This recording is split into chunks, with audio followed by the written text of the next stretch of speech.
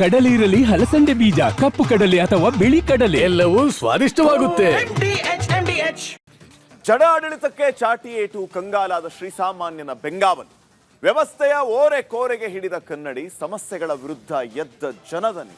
ಇದು ನಿಮ್ಮ ಧ್ವನಿ. ನಾನು ಶ್ರೀಪಾದ್ ಪಾಟೀಲ್. ವೀಕ್ಷಕರೇ, ಬೆಳಕಿನ ಕೆಳಗೆ ಕತ್ತಲು ಅನ್ನುವಂಥ ಮಾತಿದೆ, ನೀವೆಲ್ಲರೂ ಕೂಡ ಕೇಳಿರ್ತೀರಿ.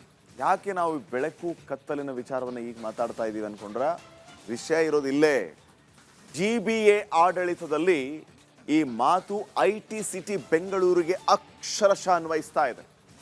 ಬೀದಿ ದೀಪಗಳ ಸಮರ್ಪಕ ನಿರ್ವಹಣೆ ಇಲ್ಲದೆ ನಮ್ಮ ಬೆಂಗಳೂರಿನಲ್ಲಿ ಕತ್ತಲೆಯ ರಾಜಧಾನಿಯಾಗಿದ್ದು ಕಳ್ಳಕಾಕರಿಗೆ ರಾಜ ಮಾರ್ಗವನ್ನ ಹಾಕಿದೆ.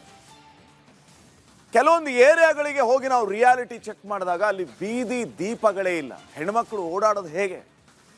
ಕಳ್ಳಕಾಕರಿಗಂತೂ ರೆಡ್ ಕಾರ್ಪೆಟ್ ಹಾಕಿದಂಗಿದೆ. ಹಿಂಗಾಗಿ ಇವತ್ತು ಇದೇ ನಮ್ಮ ಅಭಿಯಾನ. ಬೆಂಗಳೂರಿನಲ್ಲಿ ಬೀದಿ ದೀಪಗಳು ಇಲ್ಲ ಅಂತಂದ್ರೆ ಹಳ್ಳಿಗಳ ಕತೆ ಏನು? ಈ ಬಗ್ಗೆ ನಿಮ್ಮ ಅನಿಸಿಕೆಗಳನ್ನು ತಿಳಿಸಬೇಕು ವೀಕ್ಷಕರೇ. ನೀವು 1 ಗಂಟೆಗಳ ಕಾಲ ನಾವು ಇವತ್ತು ಮೊದಲು ಈ ರಾಜಕೀಯ ಡ್ರಾಮಾಗಳಿರುತ್ತಲ್ಲ, ಏನೆಲ್ಲ ಸುದ್ದಿಗಳಿದೆ ಅದನ್ನು ನೋಡೋಣ. ಅದಾದ ಮೇಲೆ ನಾವು ಈ ವಿಷಯಕ್ಕೆ ಬರ್ತೀವಿ. ನೀವು ಆ ಸುದ್ದಿಗಳನ್ನು ನೋಡಬೇಕು, ನಮ್ಮ ಜೊತೆಗೆ ಮಾತಾಡಬೇಕು, ನಿಮ್ಮ ಅಭಿಪ್ರಾಯ ಹಂಚ್ಕೋಬೇಕು. ಪ್ರತಿನಿತ್ಯವೂ ಕೂಡ ನೀವು ಒಳ್ಳೆ ರೆಸ್ಪಾನ್ಸ್ ಕೊಡ್ತಾ ಇದ್ದೀರಿ, ಭಾಳ ಅದ್ಭುತವಾದಂಥ ಪ್ರಬುದ್ಧರಾಗಿ ಮಾತಾಡ್ತಾ ಇದ್ದೀರಿ. ನಮ್ಮ ಅಭಿಯಾನದ ಜೊತೆಗೆ ನಿಮ್ಮ ಧ್ವನಿ ಸೇರಿದರೆ ಸರ್ಕಾರದ ಕಣ್ಣು ತೆರೆಯುತ್ತೆ. ಈ ಉದ್ದೇಶ ನೀವು ಬಹಳ ಅರ್ಥ ಮಾಡ್ಕೊಂಡಿದ್ದೀರಿ. ಸೊ ಇವತ್ತು ಈ ಸುದ್ದಿಗಳನ್ನು ನೋಡಿ ನಮ್ಮ ಜೊತೆಗೆ ಮಾತಾಡಿ. ಈಗ ಟಾಪ್ 10 ಹೆಡ್ಲೈನ್ಸ್.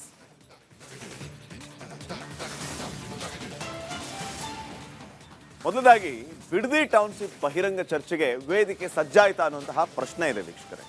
ನಾಳೆ ಬೈರಮಂಗಲಕ್ಕೆ ಬನ್ನಿ ಅಂತ ಕುಮಾರಸ್ವಾಮಿ ಅವರು ಮುಕ್ತ ಆಹ್ವಾನವನ್ನ CM DK ಸಾಹೇಬರಿಗೆ ನೀಡಿದ್ದಾರೆ. ಕೇಂದ್ರ ಸಚಿವರ ರಣವೀಳ್ಯವನ್ನ ಈಗ CM DK ಶಿವಕುಮಾರ್ ಸ್ವೀಕರಿಸ್ತಾರಾ ಅನ್ನುವಂತಹ ಪ್ರಶ್ನೆ ಇದೆ. ಈ ಬಗ್ಗೆ ನಾವು ಡೀಟೇಲ್ಸ್ ಅನ್ನ ಕೊಡ್ತಾ ಹೋಗ್ತೀವಿ. ಏನ್ ಮಾಡಬಹುದು DK ಶಿವಕುಮಾರ್ ಅವರು ಅಂತ ಹೇಳಿ. ಇನ್ನ ಕಾಂಗ್ರೆಸ್ ಶಾಸಕರ ಆರೋಪಗಳಿಗೂ ಕೇಂದ್ರ ಸಚಿವರು ಈ ಸಂದರ್ಭದಲ್ಲಿ ಹಲವು ರೀತಿಯ ಕೌಂಟರ್ ಕೊಡುವ ಕೆಲಸವನ್ನ ಮಾಡಿದ್ದಾರೆ. ನನ್ನ ಬಳಿ ಇರೋದು HMT ವಾಚ್ ಮಾತ್ರ, ಅನುಮಾನ ಇದ್ರೆ SIT ರಚಿಸಿ ಅಂತ ಸವಾಲು ಹಾಕಿದ್ದಾರೆ. ಇದಕ್ಕೂ ಒಂದು SIT ಆಗ್ಬೇಕಂತೆ. ಇನ್ನ CM DK ಶಿವಕುಮಾರ್ ಪಾಲಿಗೆ ಈ ಬಿಡದಿ ಟೌನ್ಶಿಪ್ ಅನ್ನುವಂಥದ್ದು ಬಿಸಿ ತುಪ್ಪ ಆಯ್ತಾ ಅನ್ನುವಂತಹ ಪ್ರಶ್ನೆ ಮೂಡ್ತಾ ಇದೆ. ಅವ್ರು ಅನ್ಕೊಂಡಿದ್ದೇನೋ ಏನೋ, ಈಗ ಆಗ್ತಾ ಇರೋದೇನೋ ಏನೋ, ಇದು ಅವರಿಗೆ ಸೆಟ್ ಬ್ಯಾಕ್ ಆಗ್ತಾ ಇದೆಯಾ? ಹಿಂಗಾಗಿ ಹೆಜ್ಜೆ ಹಿಂದಿರಿಸೋದಕ್ಕೆ ಸರ್ಕಾರ ಒಂದು ರೀತಿಯ ಪ್ರಯತ್ನವನ್ನ ಮಾಡ್ತಾ ಇದೆಯಾ, ಆ ಚಿಂತನೆಯಲ್ಲಿದೆಯಾ ಅನ್ನೋದು ಈಗ ಸದ್ಯಕ್ಕಿನ ಪ್ರಶ್ನೆ. ಸೊ ರೈತರ ಪ್ರತಿಭಟನೆಯ ಜೊತೆಗೆ ರಾಜಕೀಯ ಸವಾಲುಗಳು ಕೂಡ ಎದುರಾಗ್ತಾ ಇದೆ. ವಿಪಕ್ಷಗಳ ಜೊತೆಗೆ ಸ್ವಪಕ್ಷೀಯರಿಂದಲೂ ಕೂಡ ಅಪಸ್ವರದ ಬಿರುಗಾಳಿ ಎದ್ದಿದೆ. ಹಾಗಿದ್ರೆ ಏನಾಗ್ಬೋದು ಬಿಡದಿ ಟೌನ್ಶಿಪ್ ಎತ್ತಂಗಡಿ ಆಗುತ್ತಾ ಅನ್ನುವಂಥ ಪ್ರಶ್ನೆ ಈಗ. 3 ದಿನದಲ್ಲಿ 3 ನಾಯಕರಿಂದ ಇದೇ ವಿಚಾರವಾಗಿ ಸುಳಿವು ಕೂಡ ಸಿಗ್ತಾ ಹೋಗ್ತಾ ಇದೆ. ಪಕ್ಷದೊಳಗೆ ಗೊಂದಲ ಸತ್ಯ ಅಂತ ಸ್ವತಃ ಸಚಿವ ಸತೀಶ್ ಜಾರಕಿಹೊಳಿ ಅವರು ಒಪ್ಕೊಂಡಿದ್ದಾರೆ. ಸ್ಟೇಟ್ಮೆಂಟ್ಗಳು ಕೂಡ ಆಚೆ ಬರ್ತಾ ಇದೆ, ನೋಡ್ತಾ ಹೋಗೋಣ. ಇನ್ನ ಬಿಡದಿ ರೈತರ ಜೊತೆಗೆ ನಿಲ್ಲೋದಕ್ಕೆ ಬಿಜೆಪಿ ಮುಂದಾಗಿದೆ. ನಾಳೆ ಮುಂದಿನ ಹೋರಾಟದ ರೂಪುರೇಷೆಯನ್ನ ಘೋಷಣೆ ಮಾಡ್ತಾ ಇದ್ದಾರೆ. ಮಂಗಳೂರಿನಲ್ಲಿ ವಿಜೇಂದ್ರ ಈ ಬಗ್ಗೆ ಹೇಳಿಕೆಯನ್ನ ಕೊಟ್ಟಿದ್ದಾರೆ. ಇದನ್ನು ನೋಡ್ತಾ ಹೋಗೋಣ. ಇದರ ಜೊತೆಗೆ ಬಿಡದಿ ರೈತ ಹೋರಾಟದಲ್ಲಿ ಮೂಡಿತ ಮಹಾಬಿರುಕು ಯಾಕೆ? ಟೌನ್ಶಿಪ್ ಪರವಾಗಿ ಅಖಾಡಕ್ಕಿಳಿದಿರೋದು ಕೆಲ ರೈತರು. ಮೈಸೂರಿನಿಂದ ಪ್ರತಿಭಟನೆಗೆ ಬಂದವರ ಮೇಲೆ ದಬ್ಬಾಳಿಕೆ ಕೂಡ. ಯಾರು ಇಷ್ಟು ದಿನ ಈ ಟೌನ್ಶಿಪ್ ಬೇಡ ಅಂತ ಪ್ರತಿಭಟನೆಯನ್ನ ಮಾಡ್ತಾ ಇದ್ದಾರೋ ಆ ವೇದಿಕೆಯ ಕೂಗಳತೆ ದೂರದಲ್ಲಿ ನಮಗೆ ಟೌನ್ಶಿಪ್ ಬೇಕು ಅಂತ ಕೆಲವು ರೈತರು ಪ್ರತಿಭಟನೆ ಮಾಡ್ತಾ ಇದ್ದಾರೆ. ಸೊ ನಮಗೆ ಸಂಶಯ ಏನು, ಜೊತೆಗೆ ಹಲವರಿಗೆ ಸಂಶಯ ಏನು, ಬಿರುಕು ಮೂಡ್ತಾ ಯಾಕೆ ಈ ರೀತಿ ಆಗ್ತಾ ಇದೆ ಅನ್ನೋದರ ಒಳ ವಿಚಾರಗಳನ್ನು ತಿಳಿಸ್ತಾ ಹೋಗ್ತೀವಿ. ಇನ್ನ ಅಡ್ಡ ಮತದಾನ ಒಳೇಟಿನ ಬಳಿಕ ಧರ್ಮಸ್ಥಳಕ್ಕೆ ವಿಜೇಂದ್ರ ಅವರು ಹೋಗಿದ್ದಾರೆ. ಮಂಜುನಾಥನ ಸನ್ನಿಧಿಯಲ್ಲಿ ಸತ್ಯಾನ್ವೇಷಣೆ, DKಶಿ ಜೊತೆಗೆ ಸ್ನೇಹ ಸಂಬಂಧ ಇಲ್ಲ ಅಂತ ಆ ಕ್ಷೇತ್ರದಿಂದ ಸ್ಪಷ್ಟನೆಯನ್ನ ಕೊಟ್ಟಿದ್ದಾರೆ.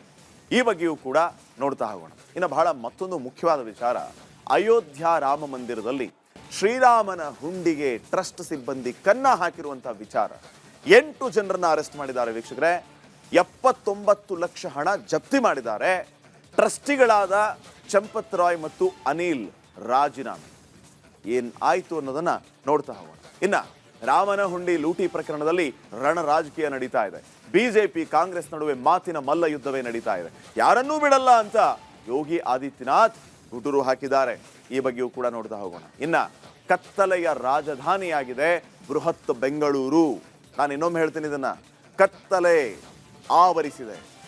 ಕತ್ತಲೆಯ ರಾಜಧಾನಿಯಾಗಿದೆ ಬೃಹತ್ ಬೆಂಗಳೂರು. ರಾತ್ರಿ ಆದ್ರೆ ಬೀದಿ ದೀಪ ಆನ್ ಆಗಲ್ಲ, ಅಂಡರ್ ಗ್ರೌಂಡ್ ನಲ್ಲೂ ಲೈಟ್ ಇಲ್ಲ. ಸಾರ್ವಜನಿಕರ ಸಮಸ್ಯೆಗೆ GBA ಡೋಂಟ್ ಕೇರ್ ಅಂತಿದೆ. ಇದೇ ಇವತ್ತಿನ ನಮ್ಮ ಅಭಿಯಾನ. ಬೆಂಗಳೂರು ಸಂಪೂರ್ಣ ಬೆಳಕುಮಯ ಆಗಬೇಕು, ಇಲ್ಲ ಅಂತಂದ್ರೆ ಏನೇನೋ ಆಗೋಗ್ಬಿಡುತ್ತೆ. ಎಲ್ಲ ಸ್ಟೋರಿಗಳು ನೋಡ್ತಾ ಹೋಗೋಣ. ಅದಕ್ಕಿಂತ ಮುಂಚೆ ಈಗ ಮೊದಲ ಸ್ಟೋರಿ. ವೀಕ್ಷಕರೇ, ಬಿಡದಿಯಲ್ಲಿ ನಡೀತಾ ಇರುವಂತಹ ಟೌನ್ಶಿಪ್ ವಿರುದ್ಧದ ಸಮರ ದಿನದಿಂದ ದಿನಕ್ಕೆ ಕಾವೇರ್ತಾ ಇದೆ. ನೀವೆಲ್ಲರೂ ಕೂಡ ಗಮನಿಸ್ತಾ ಇದ್ದೀರಿ ಅಲ್ಲಿ ಏನೇನು ಆಗ್ತಾ ಇದೆ ಅಂತ ಹೇಳಿ. ಒಂದ್ ಕಡೆ ಸರ್ಕಾರ, ಮತ್ತೊಂದು ಕಡೆ ರೈತರು. ಈಗಾಗಲೇ ನಾವು ಯಾವುದೇ ಕಾರಣಕ್ಕೂ ಭೂಮಿ ಕೊಡಲ್ಲ ಅಂತ ರೈತರು ಹೇಳ್ತಾ ಇದ್ದಾರೆ. ಮತ್ತೊಂದು ಕಡೆ ಸರ್ಕಾರ ಏನು ಹೇಳ್ತಾ ಇದೆ ನೀವು ಗಮನಿಸ್ತಾ ಇದ್ದೀರಿ. ಒಂದ್ ಕಡೆ ಸರ್ಕಾರ ಮತ್ತು ರೈತರ ನಡುವೆ ನೀ ಬಿಡೆ ನಾ ಕೊಡೆ ಸಮರ ನಡೀತಾ ಇದ್ರೆ, ಮತ್ತೊಂದು ಕಡೆ CM ಶಿವಕುಮಾರ್ ಮತ್ತು ಕೇಂದ್ರ ಸಚಿವ ಕುಮಾರಸ್ವಾಮಿ ನಡುವೆ ಪಂಥಾವಾನ ಫೈಟ್ ಜೋರಾಗಿದೆ. ಬಿಡದಿ ಟೌನ್ಶಿಪ್ ಪರ ಬಹಿರಂಗ ಚರ್ಚೆಗೆ ಸಿದ್ಧ ಅಂದಿದ್ದ DKಶಿಗೆ ನಾಳೆ ಬೈರಮಂಗಲಕ್ಕೆ ಬನ್ನಿ ಸಾರ್, ಅಲ್ಲೇ ಕುತ್ಕೊಂಡು ಚರ್ಚೆ ಮಾಡೋಣ ಅಂತ ಕುಮಾರಸ್ವಾಮಿ ಅವರು ರಣವೀಳ್ಯವನ್ನ ನೀಡಿದ್ದಾರೆ. ಈಗ ಚೆಂಡು DK ಶಿವಕುಮಾರ್ ಅಂಗಳಕ್ಕೆ. ಏನ್ ಮಾಡ್ತಾರೆ CM ಸಾಹೇಬ್ರು? ವರದಿನು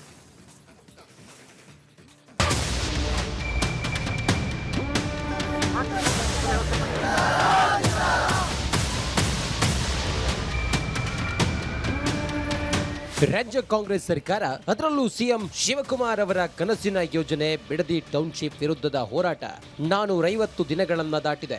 ಒಂದೆಡೆ ಸರ್ಕಾರ ಮತ್ತು ಬಿಡದಿಯ ರೈತರ ನಡುವೆ ನೀ ಬಿಡೆ ನಾ ಕೊಡೆ ಸಮರ ಜೋರಾಗಿದ್ರೆ, ಮತ್ತೊಂದು ಕಡೆ CM ಶಿವಕುಮಾರ್ ಮತ್ತು ಕೇಂದ್ರ ಸಚಿವ ಕುಮಾರಸ್ವಾಮಿ ನಡುವೆ ಪಂಥ ಆಹ್ವಾನ ಫೈಟ್ ತಾರಕಕ್ಕೇರಿದೆ. ಬಿಡದಿ ಟೌನ್ಶಿಪ್ ಬಗ್ಗೆ ಬಹಿರಂಗ ಚರ್ಚೆಗೆ ನಾನು ಸಿದ್ಧ ಎಂದಿದ್ದ DKಶಿಗೆ ನಾಳೆ ಬೈರಮಂಗಲಕ್ಕೆ ಬನ್ನಿ, ಅಲ್ಲೇ ಚರ್ಚೆ ಮಾಡೋಣ ಎಂದು ಕುಮಾರಸ್ವಾಮಿ ಅವರು ರಣವೀಳ್ಯ ನೀಡಿದ್ದಾರೆ. ಕುಮಾರ ದ್ವಯರ ನಡುವೆ ಬಿಡದಿ ಪಂಥ ಆಹ್ವಾನ ಫೈಟ್. ಬೈರಮಂಗಲ ಬಹಿರಂಗ ಚರ್ಚೆ, DKಶಿಗೆ ಬಂತು ರಣವೀಳ್ಯ. ಹೌದು, ಬೆಂಗಳೂರಿನ ಮೇಲಿನ ಅತಿಯಾದ ಒತ್ತಡವನ್ನ ಕಡಿಮೆ ಮಾಡಲು ರಾಜ್ಯ ಸರ್ಕಾರ ಬಿಡದಿ ಬಳಿ ಹೈಟೆಕ್ ಟೌನ್ಶಿಪ್ ನಿರ್ಮಾಣಕ್ಕೆ ಮುಂದಾಗಿದೆ. ಆದ್ರೆ ಫಲವತ್ತಾದ ಕೃಷಿ ಭೂಮಿಯಲ್ಲೇ ಕಾಂಕ್ರೀಟ್ ಕಾಡು ಕಟ್ಟಬೇಕಾ ಎಂದು ರೈತರು DKಶಿ ಸರ್ಕಾರದ ವಿರುದ್ಧ ರೊಚ್ಚಿಗೆದ್ದಿದ್ದು, ನಾಳೆ ಈ ಭೂಸ್ವಾಧೀನ ವಿರೋಧಿ ಹೋರಾಟಕ್ಕೆ ಕೇಂದ್ರ ಸಚಿವ ಕುಮಾರಸ್ವಾಮಿ ಸಾಥ್ ನೀಡಲಿದ್ದಾರೆ.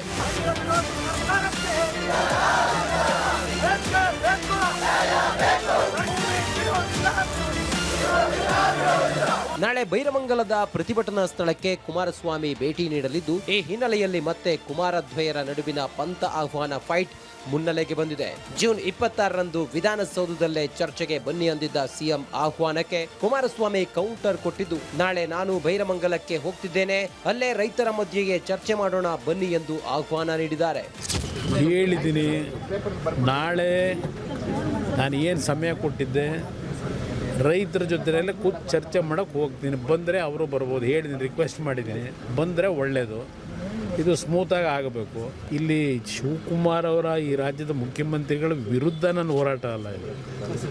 ಇಲ್ಲಿ ರೈತರು ಒಂದು ಬಾರಿ ನನ್ನ ಹತ್ರ ಬಂದು ರಿಕ್ವೆಸ್ಟ್ ಏನು ಮಾಡಿದ್ರು, ಈಗ ಒಂದು 7 ತಿಂಗಳಿದ್ದೆ. ಅದರ ಆಧಾರದ ಮೇಲೆ ರೈತರು ನಾವು ಭೂಮಿ ಕೊಡ್ಲಿಕ್ಕೆ ತಯಾರಾಗಿಲ್ಲ ಅನ್ನೋದು ಮೆಜಾರಿಟಿ ಒಪಿನಿಯನ್ ಏನಿದೆ. ಅವರ ಹೋರಾಟ 450-470 ದಿವಸ ಆಗೋಗಿದೆ. ಈಗ ಅವರ ಒಂದು ಅಹವಾಲಿಗೋಸ್ಕರವಾಗಿ ನಾನು ಇದಕ್ಕೆ ಇಂಟರ್ಫಿಯರ್ ಆಗಿದ್ದೀನಿ. ಇಂದು ಬೆಂಗಳೂರಿನಲ್ಲಿ ಬಿಡದಿ ಭೂ ರಾಜಕೀಯದ ಬಗ್ಗೆ ಮಾತನಾಡಿದ ಕೇಂದ್ರ ಕೈಗಾರಿಕಾ ಸಚಿವರು, ಬಿಡದಿಯಲ್ಲಿ ಕಾನೂನು ಸುವ್ಯವಸ್ಥೆಯ ಸಮಸ್ಯೆ ಆದ್ರೆ ಈ ಹಿಂದೆ ನಾನು ಮಾಡಿದಂತೆ ಬೆಂಗಳೂರಿನಲ್ಲೇ ಸಭೆ ಆಗಲಿ ಅನ್ನೋ ಕೌಂಟರ್ ಕೊಟ್ಟರು. ನೋಡಿ, ಅದು ಆಗಿದ್ರೆ ಎಲ್ಲ ರೈತರನ್ನೆಲ್ಲ ಅಲ್ಲಿಗೆ ಕರೆಸ್ಕೊಳ್ಳಿ. ಈಗ ನಾನು ಈ ರಾಜ್ಯದಲ್ಲಿ 2006-7 ಇದು ಹೇಳ್ತಾರಲ್ಲ, ಆ ಸಂದರ್ಭದಲ್ಲಿ 3 ಮೀಟಿಂಗ್ನ ಕೃಷ್ಣ ಕಚೇರಿನಲ್ಲಿ ಆ ರೈತರುಗಳು ಯಾರು ವಿರೋಧ ಮಾಡ್ತಾ ಇದ್ದಾರೆ ಅಂತಕ್ಕಂಥದ್ದು ಒಂದು ಆ ಟೈಮ್ನಲ್ಲಿ ನಡೀತಾ ಇತ್ತು. ಎಲ್ಲರಿಗೂ ಮುಕ್ತವಾಗಿ ಅವಕಾಶ ಕೊಟ್ಟು 500-600 ಜನ ಕರೆಸಿ ಕೃಷ್ಣ ಕಚೇರಿ ಒಳಗೆ ಮೀಟಿಂಗ್ ಮಾಡಿದ್ದೀನಿ. ಇನ್ನು ಕೇಂದ್ರ ಸಚಿವ ಕುಮಾರಸ್ವಾಮಿ ಅವರ ಬಳಿ ಲಕ್ಷ ಮೌಲ್ಯದ ವಾಚ್ಗಳಿವೆ ಅನ್ನೋ ಶಾಸಕ ಪ್ರದೀಪ್ ಈಶ್ವರ್ ಆರೋಪಕ್ಕೆ ಇದೇ ವೇಳೆ HDK ಟಾಂಗ್ ನೀಡಿದ್ರು. ನನ್ನ ಕೈನಲ್ಲಿ ಇರೋದು HMT ವಾಚ್ ಮಾತ್ರ ಎಂದು ಕೌಂಟರ್ ನೀಡಿದ್ರು. ಇಲ್ಲಿ ಅದು ಎಂಥದ್ದು ವಾಚ್ ಅಂತ ಹೇಳಿದ್ರು 80 ಲಕ್ಷ ಅಂತ ಯಾರೋ ನೆನ್ನೆ ಹೇಳ್ಕೊಂಡವ್ರೆ. ಇದು ಸ್ವಲ್ಪ ಒಂಚೂರು ನೋಡಿ ಯಾವ ವಾಚು ಅಂತೇಳಿ, ಏನೋ 75 ಲಕ್ಷದ್ದು 80 ಲಕ್ಷದ್ದು ಅಂತ. ಇಲ್ಲಿ ಅಂಬೇಡ್ಕರ್ ಅವರ ಚಿತ್ರ ಇರತಕ್ಕಂಥ ವಾಚ್ ಇದು, HMT ವಾಚ್. ಬಂದು ಯಾರನ್ನಾದ್ರು ಕಳಿಸ್ಬಿಟ್ಟು ಇವರು ಎಂಥದ್ದು SIT ಇಟ್ಕೊಂಡವ್ರಲ್ಲ, ಚೆಕ್ ಮಾಡಿ ತಗೊಂಡೋಗಿ ಕೇಳಿ. ಬಿಡದಿ ಟೌನ್ಶಿಪ್ ಬಗ್ಗೆ ಬಹಿರಂಗ ಚರ್ಚೆಯ ಚೆಂಡು ಸುತ್ತಿ ಬಳಸಿ ಮತ್ತೆ ಸಿಎಂ ಶಿವಕುಮಾರ್ ಅವರ ಅಂಗಳಕ್ಕೆ ಬಂದು ನಿಂತಿದೆ. ಡಿಕೆಶಿ ಅವರ ಪತ್ರದಲ್ಲೇ ಬರೆದಂತೆ ಕುಮಾರಸ್ವಾಮಿ ದಿನಾಂಕ ಮತ್ತು ಜಾಗವನ್ನ ಸೂಚಿಸಿದ್ದು, ಈಗ ಕೇಂದ್ರ ಸಚಿವರ ರಣವೀಳ್ಯವನ್ನ ಶಿವಕುಮಾರ್ ಸ್ವೀಕರಿಸುತ್ತಾರಾ ಅನ್ನೋ ಪ್ರಶ್ನೆ ಎದ್ದಿದೆ.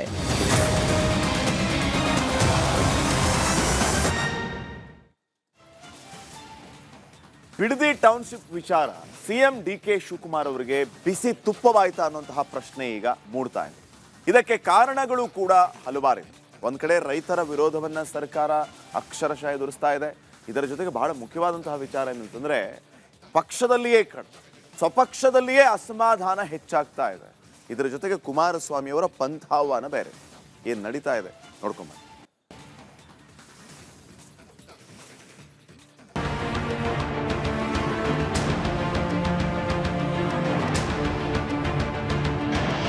ಬಿಡದಿ ಟೌನ್ಶಿಪ್ ಯೋಜನೆ ಸಿಎಂ ಶಿವಕುಮಾರ್ ಅವರ ಪಾಲಿಗೆ ನುಂಗಲಾರದ ಬಿಸಿ ತುಪ್ಪದಂತಾಗಿದೆ. ಒಂದೆಡೆ ರೈತರ ಹೋರಾಟಕ್ಕೆ ಕೇಂದ್ರ ಸಚಿವ ಕುಮಾರಸ್ವಾಮಿ ಬೆಂಬಲ ವ್ಯಕ್ತಪಡಿಸಿ ನಾಳೆ ಬೈರಮಂಗಲಕ್ಕೆ ಹೊರಟ್ರೆ, ಮತ್ತೊಂದೆಡೆ ಕಾಂಗ್ರೆಸ್ ಪಕ್ಷದಲ್ಲೇ ಅಸಮಾಧಾನದ ಬಿರುಗಾಳಿ ಎದ್ದಿದೆ. ಬಿಡದಿ ಸಮರಾಂಗಣದಲ್ಲಿ ಇದೀಗ DK ಶಿವಕುಮಾರ್ ಇಕ್ಕಟ್ಟಿಗೆ ಸಿಲುಕಿದ್ರ ಅನ್ನೋ ಸೂಚನೆ ಸಿಕ್ಕಿವೆ. ಬಿಡದಿ ಸಮರಾಂಗಣದಲ್ಲಿ ಇಕ್ಕಟ್ಟಿಗೆ ಸಿಲುಕಿದ್ರ DKಶಿ. ರೈತರ ವಿರೋಧ ನಡುವೆ ಸಿಎಂಗೆ ರಾಜಕೀಯ ಸವಾಲು. ಬಿಡದಿ ಟೌನ್ಶಿಪ್ ವಿಚಾರದಲ್ಲಿ ನಡೆಯುತ್ತಿರುವ ಬೆಳವಣಿಗೆಗಳು ಸಿಎಂ ಶಿವಕುಮಾರ್ಗೆ ಕ್ಷಣಕ್ಕೊಂದು ಸಂಕಷ್ಟವನ್ನ ತಂದೊಡ್ಡುತ್ತಿದೆ. ಒಂದು ಕಡೆ ಕಳೆದ 450 ದಿನಗಳಿಂದ ರೈತರ ಛಲ ಬಿಡದೆ ತ್ರಿವಿಕ್ರಮನಂತೆ ಹೋರಾಟ ಮಾಡುತ್ತಿದ್ದು, ಮತ್ತೊಂದು ಕಡೆ ರಾಜಕೀಯ ಎದುರಾಳಿಗಳು ಒಗ್ಗೂಡಿ ಸಮರಕ್ಕೆ ಇಳಿದಿದ್ದಾರೆ.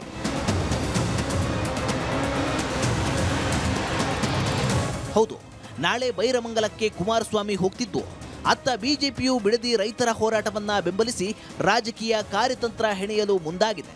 ಇದರ ರೂಪುರೇಷೆಗಳನ್ನ ನಾಳೆಯೇ ವಿಜಯೇಂದ್ರ ಬೆಂಗಳೂರಿನಲ್ಲಿ ಅನೌನ್ಸ್ ಮಾಡಲಿದ್ದಾರೆ.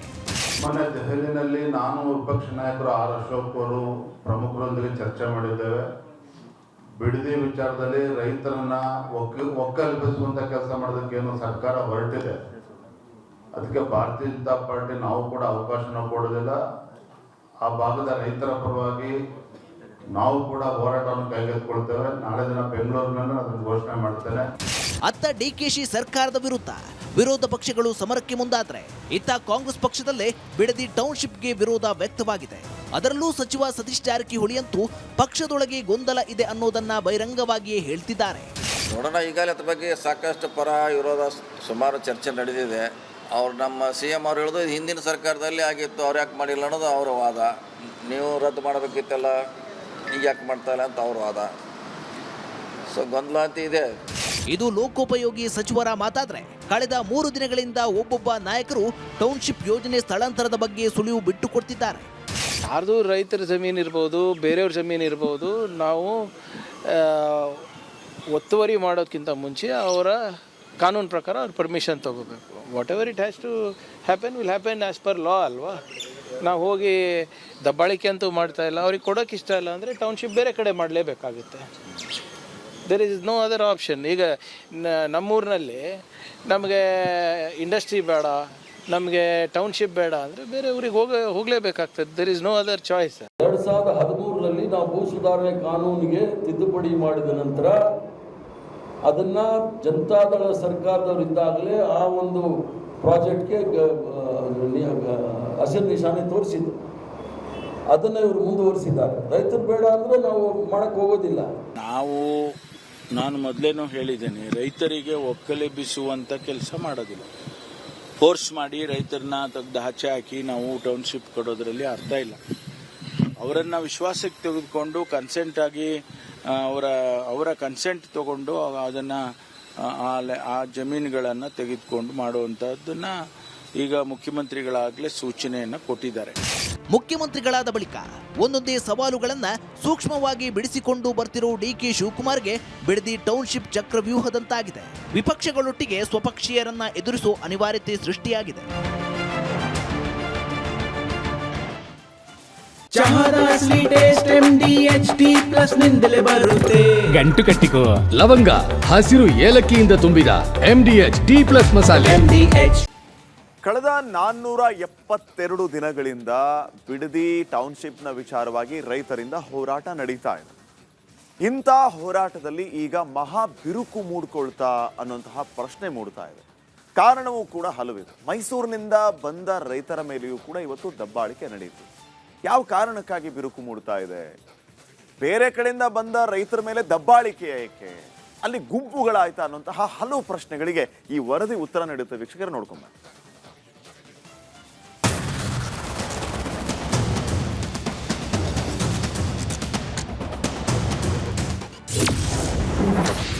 ಬಿಡದಿ ಭೂಮಿ ಹೋರಾಟದಲ್ಲೂ ಮೂಡಿತ್ತ ಬಿರುಕು.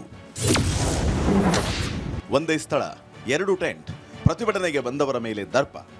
ನಾಳೆ ನಾನು ಏನು ಸಮಯ ಕೊಟ್ಟಿದ್ದೆ ರೈತರ ಜೊತೆ ಚರ್ಚೆ ಮಾಡಕ್ಕೆ ಹೋಗ್ತೀನಿ. ಬಂದರೆ ಅವರು ಬರ್ಬೋದು ಹೇಳಿ ರಿಕ್ವೆಸ್ಟ್ ಮಾಡಿದ್ದೀನಿ. ಬಂದರೆ ಒಳ್ಳೆಯದು. ಇದು ಸ್ಮೂತಾಗಿ ಆಗಬೇಕು.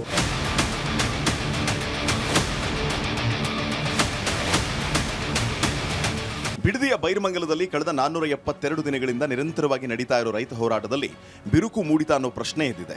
ಇಷ್ಟು ದಿನ ಶಾಂತವಾಗಿ ನಡೀತಾ ಇದ್ದ ಪ್ರತಿಭಟನೆಯಲ್ಲಿ ಅಪಸ್ವರ ಶುರುವಾಗಿದ್ದು, ನಿನ್ನೆ ರಾತ್ರಿಯಿಂದ ಧರಣಿ ಸ್ಥಳದ 100 ಮೀಟರ್ ಅಂತರದಲ್ಲಿ ಮತ್ತೊಂದು ಟೆಂಟ್ ಎದ್ದಿದ್ದು, ನಮಗೆ ಟೌನ್ಶಿಪ್ ಬೇಕು ಅನ್ನೋ ಕೂಗೆದ್ದಿದೆ.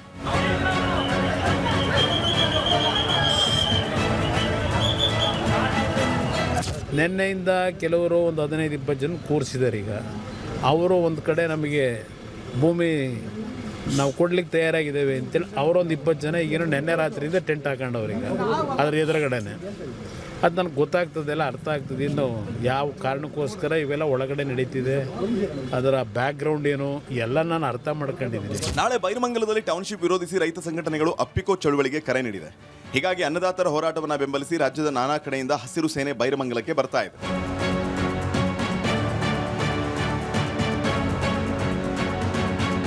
ಇವತ್ತು ಬೈರಮಂಗಲದ ಬಳಿ ಪ್ರತಿಭಟನಾಕಾರರ ನಡುವೆ ಹೈ ಡ್ರಾಮಾನೇ ನಡೆದಿದೆ. ಬಿಡದಿ ರೈತರನ್ನ ಬೆಂಬಲಿಸೋದಕ್ಕೆ ಬಂದ ಮೈಸೂರು ಭಾಗದ ರೈತರಿಗೆ ಟೌನ್ಶಿಪ್ ಪರ ಇರೋ ರೈತರ ಗುಂಪು ಮುತ್ತಿಗೆ ಹಾಕಿದೆ. ನಮ್ಮ ಊರಿಗೆ ಬರೋಕೆ ನೀವ್ಯಾರು ಅಂತ ಪ್ರಶ್ನೆ ಮಾಡಿ ವಾಹನಗಳಿಗೆ ತಡೆ ಹಾಕಿ ದರ್ಪ ಮೆರೆದಿದ್ದಾರೆ.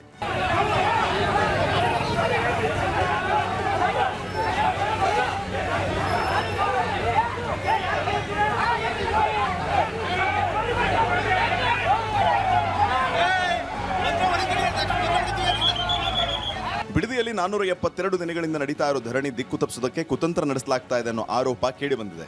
ಇನ್ನು ನಾಳೆ ಬೈರಮಂಗಲಕ್ಕೆ ಕುಮಾರಸ್ವಾಮಿ ಕೂಡ ಬರ್ತಾ ಇದ್ದು, ಬೈರಮಂಗಲ ಅದಕ್ಕೂ ಮುನ್ನವೇ ಬೂದಿ ಮುಚ್ಚಿದ ಕೆಂಡದಂತಾಗಿದೆ. ವಿಧಾನ ಪರಿಷತ್ ಚುನಾವಣೆಯಲ್ಲಿ ಅಡ್ಡ ಮತದಾನ ಆದ ನಂತರ ಈ ಅಡ್ಡ ಮತದಾನದ ಪರಿಣಾಮ ಜೆಡಿಎಸ್ಗಿಂತ ಬಿಜೆಪಿಯವರಿಗೆ ಹೆಚ್ಚು ಘಾಸಿ ಉಂಟು ಮಾಡ್ತಾ ಇದೆ. ಅದರಲ್ಲೂ ಬಹಳ ಮುಖ್ಯವಾಗಿ ವಿಜೇಂದ್ರ ಮತ್ತು DK ಶಿವಕುಮಾರ್ ನಡುವೆ ಹೊಂದಾಣಿಕೆ ರಾಜಕಾರಣ ಇದೆ ಅನ್ನೋದ್ರ ಬಗ್ಗೆ ಭಾರಿ ಚರ್ಚೆಗಳಾಗ್ತಾ ಇದೆ. ಆ ರೀತಿಯ ಮಾತುಗಳು ಕೇಳಿ ಬರ್ತಾ ಇದೆ. ಈ ಎಲ್ಲ ಪ್ರಶ್ನೆಗಳಿಗೆ ಅಂದರೆ ಇವರ ನಡುವೆ ನಿಜಕ್ಕೂ ಹೊಂದಾಣಿಕೆ ಇದೆಯಾ, ಇವರು ಬಿಸ್ನೆಸ್ ಪಾರ್ಟ್ನರ್ಸಾ, ಹೀಗೆ ಏನೆಲ್ಲ ವಿಚಾರಗಳಿಗೆ ಓಡಾಡ್ತಾ ಇದೆಯಲ್ಲ, ಈ ಎಲ್ಲ ರೀತಿಯ ಚರ್ಚೆಗಳಿಗೆ ವಿಜೇಂದ್ರ ಅವರು ಧರ್ಮಸ್ಥಳ ಕ್ಷೇತ್ರದಿಂದಲೇ ಸ್ಪಷ್ಟನೆಯನ್ನ ಕೊಟ್ಟಿದ್ದಾರೆ. ವಿಜೇಂದ್ರ ಅವರ ಸ್ಪಷ್ಟನೆ ಏನು ಈ ಎಲ್ಲ ಅನುಮಾನಗಳಿಗೆ, ಚರ್ಚೆಗಳಿಗೆ? ನೋಡ್ಕೊಂಬನ್ನಿ ವರದಿಯನ್ನು.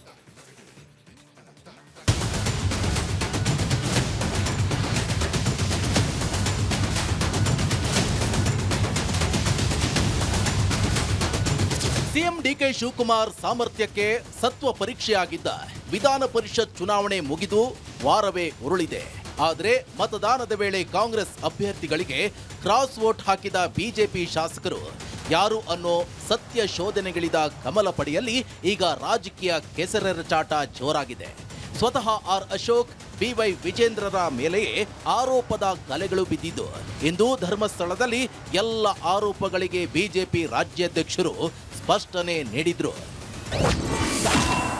DKಶಿ ಜೊತೆ ವ್ಯವಹಾರ ಇಲ್ಲ, ಪಕ್ಷ ದ್ರೋಹ ಮಾಡಿಲ್ಲ. ಧರ್ಮಸ್ಥಳದಲ್ಲಿ ಆರೋಪಗಳಿಗೆ ವಿಜೇಂದ್ರ ಉತ್ತರ. ವಿಧಾನ ಪರಿಷತ್ ಚುನಾವಣೆಯಲ್ಲಿ ನಡೆದ ಅಡ್ಡ ಮತದಾನ ರಾಜ್ಯ ಬಿಜೆಪಿಯನ್ನ ಮನೆಯೊಂದು 3 ಬಾಗಿಲು ಅನ್ನೋ ಪರಿಸ್ಥಿತಿಗೆ ದೂಡಿದೆ. ಬಿಜೆಪಿ ಶಾಸಕರು ಅಡ್ಡದಾರಿ ಹಿಡಿಯಲು ಅಶೋಕ್, ವಿಜೇಂದ್ರರೇ ಕಾರಣ ಅಂತ ನಿನ್ನೆ ಶಾಸಕ ಸೋಮಶೇಖರ್ ಬಾಂಬ್ ಸಿಡಿಸಿದ್ರು. ಇನ್ನು ಸಾಮಾಜಿಕ ಜಾಲತಾಣದಲ್ಲಿ ಕ್ರಾಸ್ ವೋಟಿಂಗ್ಗೆ ವಿಜೇಂದ್ರ, ಸಿಎಂ ಡಿಕೆ ಶಿವಕುಮಾರ್ ನಡುವಿನ ವ್ಯವಹಾರಿಕ ಸಂಬಂಧವೇ ಕಾರಣ ಅನ್ನೋ ಗುಲ್ಲೆಬ್ಬಿಸಿದೆ. ಇದೆಲ್ಲ ಬೆಳವಣಿಗೆಗಳ ಹಿನ್ನೆಲೆಯಲ್ಲಿ ಇಂದು ಬಿಜೆಪಿ ರಾಜ್ಯಾಧ್ಯಕ್ಷರು ಧರ್ಮಸ್ಥಳಕ್ಕೆ ಭೇಟಿ ನೀಡಿದ್ರು.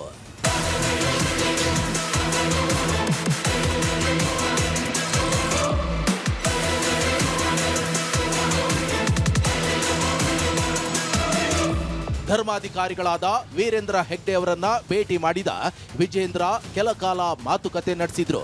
ಬಳಿಕ ಮಂಜುನಾಥ ಸ್ವಾಮಿ ಮತ್ತು ಅಣ್ಣಪ್ಪ ಸ್ವಾಮಿಯ ದರ್ಶನ ಪಡೆದ ಬಿಜೆಪಿ ನಾಯಕರ ನಿಯೋಗ ತಪ್ಪು ಒಪ್ಪುಗಳನ್ನ ದೇವರ ಮಡಿಲಿಗೆ ಹಾಕಿದ್ರು.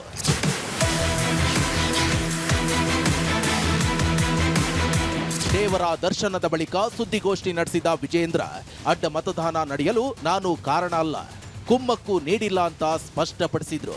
ಇನ್ನು ನನ್ನ ಹಾಗೂ ಡಿಕೆ ಶಿವಕುಮಾರ್ ನಡುವೆ ಯಾವುದೇ ವ್ಯವಹಾರಿಕ ಸಂಬಂಧ ಇಲ್ಲ ಎಂದ ಬಿಜೆಪಿ ರಾಜ್ಯಾಧ್ಯಕ್ಷರು ಅಪಪ್ರಚಾರ ಮಾಡುವವರಿಗೆ ಭಗವಂತ ಒಳ್ಳೆಯದು ಮಾಡಲಿ ಅನ್ನೋ ಮಾತುಗಳನ್ನಾಡಿದ್ರು. ಏನು ಅಡ್ಡ ಮತದಾನ ಆದಾಗ ರಾಜ್ಯದ ಅಧ್ಯಕ್ಷರು ವಿಜೇಂದ್ರ ಮತ್ತು ನಾಡಿನ ಮುಖ್ಯಮಂತ್ರಿ ಡಿ ಕೆ ಶಿವಕುಮಾರ್ ಅವರ ವ್ಯವಹಾರಿಕ ಸಂಬಂಧ, ಡಿ ಕೆ ಶಿವಕುಮಾರ್ ಮತ್ತು ವಿಜೇಂದ್ರ ಮಧ್ಯೆ ಇರತಕ್ಕಂಥ ಆತ್ಮೀಯತೆ, ಇಲ್ಲ ಒಂದು ಕಡೆ ನಾನೇ ಅಡ್ಡ ಮತದಾನಕ್ಕೆ ಅವಕಾಶನ ಮಾಡಿಕೊಟ್ಟಿದ್ದೇನೆ ಅನ್ನುವ ಆರೋಪಗಳು ಕೂಡ ಸಾಮಾಜಿಕ ಜಾಲತಾಣಗಳಲ್ಲೂ ಕೂಡ ಚರ್ಚೆ ಆಗ್ತಾ ಇದೆ, ಪತ್ರಿಕಾ ಮಾಧ್ಯಮಗಳಲ್ಲೂ ಕೂಡ ಚರ್ಚೆ ಆಗ್ತಾ ಇದೆ. ಈ ಚರ್ಚೆಗೆ ಗ್ರಾಸ ಆಗಿರ್ತಕ್ಕಂಥದ್ದು ನಮ್ಮವರೇ ಅನ್ನುವ ಅರಿವು ಕೂಡ ನನಗಿದೆ. ಇಷ್ಟೆಲ್ಲ ಹಿರಿಯರ ನಡುವೆ ಇಂಥ ಜವಾಬ್ದಾರಿ ಕೊಟ್ಟಂತ ಸಂದರ್ಭದಲ್ಲಿ ರಾಜ್ಯದ ಅಧ್ಯಕ್ಷನಾಗಿ ಇಂಥ ಕೀಳು ಮಟ್ಟದ ಕೆಲಸವನ್ನು ಮಾಡ್ತಕ್ಕಂಥ ಪ್ರಶ್ನೆ ಉದ್ಭವ ಆಗೋದಿಲ್ಲ. ವಿಜೇಂದ್ರ ಮತ್ತು ಡಿ ಕೆ ಶಿವಕುಮಾರ್ ಮಧ್ಯೆ ಯಾವುದೇ ರೀತಿಯ ವ್ಯವಹಾರಿಕ ಸಂಬಂಧವೂ ಕೂಡ ಇಲ್ಲ, ಯಾವುದೇ ಒಂದು ಆತ್ಮೀಯತೆಯೂ ಕೂಡ ನಮ್ಮ ಮಧ್ಯೆ ಇಲ್ಲ. ಧರ್ಮಸ್ಥಳದಲ್ಲೇ ಶಾಸಕಾಂಗ ಪಕ್ಷದ ಸಭೆ ಕರೆದು ಅಡ್ಡಮತ ಹಾಕಿದವರಿಂದ ಪ್ರಮಾಣ ಮಾಡಿಸಲು ವಿಜೇಂದ್ರ ಮುಂದಾಗಿದ್ರು. ಆದರೆ ಹಿರಿಯರ ಸಲಹೆಯಿಂದ ಸಭೆಯ ಪ್ಲಾನ್ ಕೈಬಿಟ್ಟು ಬಿಜೆಪಿ ರಾಜ್ಯಾಧ್ಯಕ್ಷರು ತಮ್ಮ ಮೇಲಿದ್ದ ಆರೋಪಗಳನ್ನ ಧರ್ಮಸ್ಥಳದಲ್ಲೇ ತೊಳೆದುಕೊಳ್ಳುವ ಪ್ರಯತ್ನ ಮಾಡಿದ್ದಾರೆ.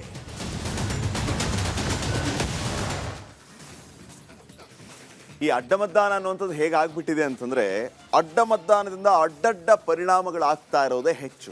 ನೋಡಿ, ಅಡ್ಡ ಮತದಾನ ಮಾಡಿದವರು ಯಾರು? ಇಲ್ಲಿ ವಿಜೇಂದ್ರ, ಡಿ ಕೆ ಶಿವಕುಮಾರ್ ಮಧ್ಯೆ ಏನಿದೆ ಅನ್ನುವಂತಹ ಚರ್ಚೆಗಳಾಗ್ತಾ ಇದೆ.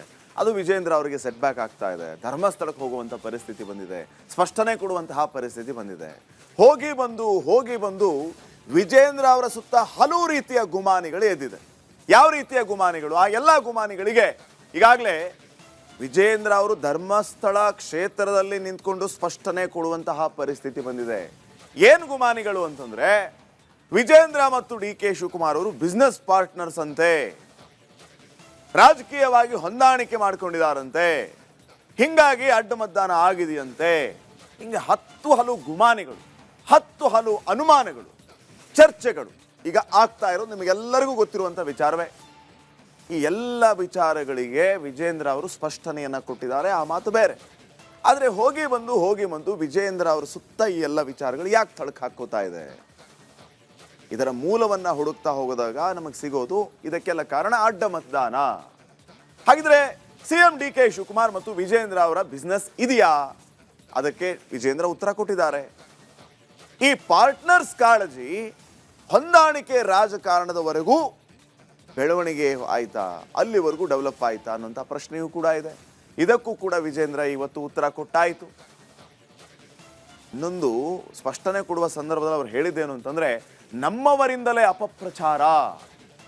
ನಮ್ಮವರೇ ಅಪಪ್ರಚಾರ ಮಾಡ್ತಾ ಇದ್ದಾರೆ. D K Shivakumar Vijayendra business partners ಅಂತೆ, ಅವ್ರ ವ್ಯವಹಾರ ಇದೆಯಂತೆ, ಹಂಗಂತೆ ಹಿಂಗಂತೆ, ಇದನ್ನ ನಮ್ಮವರೇ ಅಪಪ್ರಚಾರ ಮಾಡ್ತಾ ಇದ್ದಾರೆ.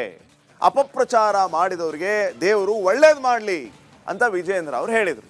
ಇದು ಒಂದು ಕಡೆ ಓಕೆ, ಅವರು ಸ್ಪಷ್ಟನೆ ಕೊಟ್ಟರು. ಪ್ರಶ್ನೆ ಇರೋದೇನಂತಂದ್ರೆ, ಅಪಪ್ರಚಾರ ಅಂತ ಹೇಳಿದ್ರಲ್ಲ, ಈ ಅಪಪ್ರಚಾರ ಅಂದಿದ್ದು ಏಕೆ? ನಂಬರ್ 1.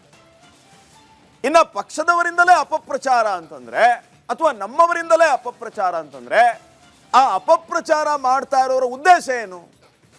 ಯಾವ ವಿಚಾರವನ್ನ ಇಟ್ಕೊಂಡು ಅವರು ಅಪಪ್ರಚಾರ ಮಾಡ್ತಾ ಇದ್ದಾರೆ? ಯಾವ ಕಾರಣಕ್ಕಾಗಿ ಅವರು ಅಪಪ್ರಚಾರ ಮಾಡ್ತಾ ಇದ್ದಾರೆ? ಇದು ಕೂಡ ಇಲ್ಲಿ ಪ್ರಶ್ನೆ ಆಗುತ್ತೆ. ಅಂದ್ರೆ ಅಪಪ್ರಚಾರ ಮಾಡ್ತಾ ಇರೋ ಉದ್ದೇಶ ಏನಾಗಿದೆ? ವಿಜೇಂದ್ರ ಅವರನ್ನ ಕಟ್ಟಿ ಹಾಕೋದಕ್ಕೆ ರಣತಂತ್ರಗಳು ನಡೀತಾ ಇದೆಯಾ? ಈ ಪ್ರಶ್ನೆ ಕೂಡ ಈಗ ಮೂಡುತ್ತೆ. ನೋಡಿ, ನಿಮಗೆಲ್ಲ ಗೊತ್ತಿರುವ ಹಾಗೆ ಬಿಜೆಪಿಯವರು ಎಷ್ಟು ಶಾಸಕರ ಬಲವನ್ನು ಹೊಂದಿದ್ದಾರೆ, JDSನವರು ಎಷ್ಟು ಸಂಖ್ಯಾಬಲವನ್ನು ಹೊಂದಿದ್ದಾರೆ. ಮೈತ್ರಿ ಅಭ್ಯರ್ಥಿಯನ್ನು ಹಾಕಿದವರು ಯಾರು? ಮೈತ್ರಿ ಅಭ್ಯರ್ಥಿಯನ್ನು ಹಾಕಿದ್ದು JDS. ಒದ್ದಾಡಿದ್ದು ವಿಜೇಂದ್ರ. ಅಡ್ಡ ಮತದಾನ ಆಗಿರೋದ್ರ ಬಗ್ಗೆ ಸ್ಪಷ್ಟನೆ ಕೊಡಬೇಕಾಗಿದ್ದದ್ದು ಶಾಸಕಾಂಗ ಪಕ್ಷದ ನಾಯಕ ಅಶೋಕ್. ಆದರೆ ಅಶೋಕ್ ಯಾವ ವಿಚಾರದ ಬಗ್ಗೆಯೂ ಕೂಡ ಎಲ್ಲೂ ಮಾತಾಡಲೇ ಇಲ್ಲ, ಸಂಪೂರ್ಣ ಮೌನ ವಹಿಸಿದ್ರು. ಆದರೆ ವಿಜೇಂದ್ರ ಎಷ್ಟು ಟೆನ್ಷನ್ ಮಾಡಿಕೊಂಡ್ರು, ಎಲ್ಲೆಲ್ಲಿ ಏನೇನು ಮಾತಾಡಿದ್ರು, ಆಣೆ ಪ್ರಮಾಣದ ವಿಚಾರಗಳನ್ನು ಪ್ರಸ್ತಾಪ ಮಾಡಿದರು. ಶಾಸಕಾಂಗ ಪಕ್ಷದ ನಾಯಕರಿಗೆ ಬೇಡದೇ ಇರೋ ವಿಚಾರ ಅಥವಾ ಅದರ ಬಗ್ಗೆ ಅವರು ಪ್ರಸ್ತಾಪ ಮಾಡದೇ ಇರೋ ವಿಚಾರ ವಿಜೇಂದ್ರ ಅವ್ರಿಗೆ ಯಾಕೆ ಬೇಕಾಯಿತು? ತನ್ನನ್ನ ತಾನು ನಾಯಕ ಅಂತ ಬಿಂಬಿಸ್ಕೊಳ್ಳೋದಕ್ಕೆ ಹೊರಟ್ರ ವಿಜೇಂದ್ರ. ಅದೇ ಮುಳುವಾಯ್ತಾ? ಮೂರನೇ ಅಭ್ಯರ್ಥಿ ಹಾಕಿದ್ದರ ಹಿಂದೆ ಇನ್ನೊಂದು ಚರ್ಚೆ ಆಗ್ತಾ ಇರೋದೇನಂತಂದ್ರೆ ಕುಮಾರಸ್ವಾಮಿ ಅವರ ಭಾರಿ ತಂತ್ರ. ಇದ್ರ ಬಗ್ಗೆಯೂ ಕೂಡ ಭಾರಿ ಚರ್ಚೆಗಳಾಗ್ತಾ ಇದೆ. ಅಂದ್ರೆ ರಾಜಕೀಯದಲ್ಲಿ ಎಲ್ಲವೂ ಕೂಡ ಆಗೋದು ಸಾಧ್ಯ ಅಸಾಧ್ಯ, ಎಲ್ಲದಕ್ಕೂ ಕೂಡ ರಾಜಕೀಯ ವೇದಿಕೆಯನ್ನ ಸೃಷ್ಟಿಸಿಕೊಡುತ್ತೆ. ಕುಮಾರಸ್ವಾಮಿ ಅವರ ತಂತ್ರ ಏನಿದರಲ್ಲಿ ಅನ್ನುವಂಥ ಪ್ರಶ್ನೆ ನಿಮ್ಮಲ್ಲಿ ಮೂಡಬಹುದು. ವಿಜೇಂದ್ರ ಅವರಿಗೆ ಈ ರೀತಿಯ ಮುಳುವಾಗ್ತಾ ಇದೆ. ಮೂರನೇ ಕ್ಯಾಂಡಿಡೇಟ್ನ ಅಖಾಡದಲ್ಲಿ ಇಳಿಸಿದ್ರು, ಅಡ್ಡ ಮತದಾನ ಆಯಿತು. ವಿಜೇಂದ್ರ ಅವರಿಗೆ ಈಗ ಗುಮಾನಿಗಳು, ವಿಜೇಂದ್ರ ಅವ್ರ ಬಗ್ಗೆ ಈ ರೀತಿಯ ಅಡ್ಜಸ್ಟ್ಮೆಂಟ್ ಪೊಲಿಟಿಕ್ಸ್ ಅಂತೆ ಹಂಗೆ ಹಿಂಗೆ ಅನ್ನುವಂಥ ಚರ್ಚೆಗಳಾಗ್ತಾ ಇದೆ. ಇದರಿಂದ ಅವ್ರಿಗೆ ಹಿನ್ನಡೆ ಆಗುತ್ತೆ. ಹಿನ್ನಡೆ ಆದರೆ ಲೈನ್ ಕ್ಲಿಯರ್ ಆಗುತ್ತೆ. 2028ಕ್ಕೆ CM ರೇಸ್ನಿಂದ ಯಾರ್ಯಾರಿದ್ದಾರೆ ಅವರೆಲ್ಲರನ್ನು ಸೈಡ್ ಲೈನ್ ಮಾಡಿಕೊಂಡು ಇವರ ಪಥವನ್ನು ಕ್ಲಿಯರ್ ಮಾಡ್ಕೊಂಡ್ಬಿಡೋದು. ಈಗಿನಿಂದಲೇ ಲೈನ್ ಕ್ಲಿಯರ್ ಮಾಡಿಕೊಳ್ಳುವ ಭರ್ಜರಿ ಸ್ಟ್ರಾಟರ್ಜಿಗಳು ಈ ರೀತಿ ನಡೀತಾ ಇದೆ. ಇನ್ನೂ ಸುಲಭವಾಗಿ ಅರ್ಥ ಮಾಡಿಕೊಳ್ಳೋ ರೀತಿಯಲ್ಲಿ ಹೇಳೋ ಅವಶ್ಯಕತೆ ಇಲ್ಲ ಅಂತ ಅನ್ಕೋತೀನಿ ವೀಕ್ಷಕರೇ. ವಿಜೇಂದ್ರ ಅವರಿಗೆ ಈ ರೀತಿ ಮುಳುವನ್ನು ತಂದಿಟ್ಟು ಅಥವಾ ಈ ರೀತಿ ಆಗ್ತಾ ಇದೆ ವಿಜೇಂದ್ರ ಅವರಿಂದಾನೇ ಅನ್ನುವಂಥ ಒಂದು ಸೀನ್ ಕ್ರಿಯೇಟ್ ಮಾಡಿ ಅವರನ್ನ ಸೈಡ್ ಮಾಡಿಬಿಟ್ರೆ ನಮ್ಮ ಲೈನ್ ಕ್ಲಿಯರ್ ಆಗುತ್ತೆ ಅನ್ನೋಂಥ ಲೆಕ್ಕಾಚಾರವನ್ನ ಹಲವರು ಇಟ್ಕೊಂಡಿದ್ದಾರಂತೆ. ನೋಡೋಣ ಇದು ಮುಂದೆ ಯಾವ ರೀತಿ ತಿರುವನ್ನ ಪಡೆದುಕೊಳ್ಳುತ್ತೆ ಅಂತ ಹೇಳಿ. ನೆಕ್ಸ್ಟ್ MDS ದಮ್ ಆಲು, ನಾಲ್ ತಡ್ಕ ಮತ್ತು ಮಶ್ರೂಮ್ ಮಸಾಲೆ. MDS ನಿಂದ ಊಟ ಪ್ರತಿ ಸಲ ಸ್ವಾದಿಷ್ಟಕರ. MDH ಯಾವಾಗ್ಲೂ ನಿಮ್ಗೆ ಹೊಸ ರುಚಿ ನೀಡಲು ಪ್ರತಿಬದ್ಧವಾಗಿದೆ. ಇನ್ನ ಬಹಳ ಮುಖ್ಯವಾದ ಮತ್ತೊಂದು ವಿಚಾರ ವೀಕ್ಷಕರೇ, ಅಯೋಧ್ಯೆಯ ಶ್ರೀರಾಮ ಮಂದಿರದಲ್ಲಿ ಇತ್ತೀಚೆಗೆ ಯಾವ್ಯಾವ ವಿಚಾರಗಳು ಚರ್ಚೆ ಆಗ್ತಾ ಇದೆ ಅಂತ ಹೇಳಿ. ಬಹಳ ಮುಖ್ಯವಾಗಿ ಅಯೋಧ್ಯೆಯ ಶ್ರೀರಾಮ ಮಂದಿರದ ಹುಂಡಿಗೆ ಕನ್ನ ಹಾಕಿದ್ದ 8 ಸಿಬ್ಬಂದಿಯನ್ನ SIT ಅರೆಸ್ಟ್ ಮಾಡಿದೆ. ಈ ಬೆಳವಣಿಗೆಯ ಬೆನ್ನಲ್ಲೇ ಟ್ರಸ್ಟ್ನ ಪ್ರಧಾನ ಕಾರ್ಯದರ್ಶಿ ಚಂಪತ್ ರಾಯ್ ರಾಜೀನಾಮೆಯನ್ನ ನೀಡಿದ್ದಾರೆ. ರಾಮಭಕ್ತರ ಚಂದಾ ಹಣ ನುಂಗಿದ್ದ ಹೆಗ್ಗಣಗಳು ಒಂದೊಂದಾಗೆ ಬಿಲದಿಂದ ಹೊರಗಡೆ ಬರ್ತಾ ಇವೆ.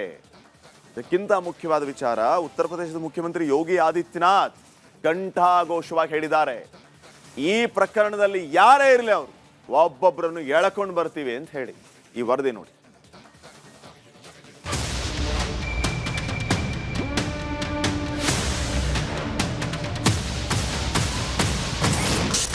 ಶ್ರೀರಾಮನ ಹುಂಡಿಗೆ ಕನ್ನ, 8 ಮಂದಿಗೆ ಕೋಳ.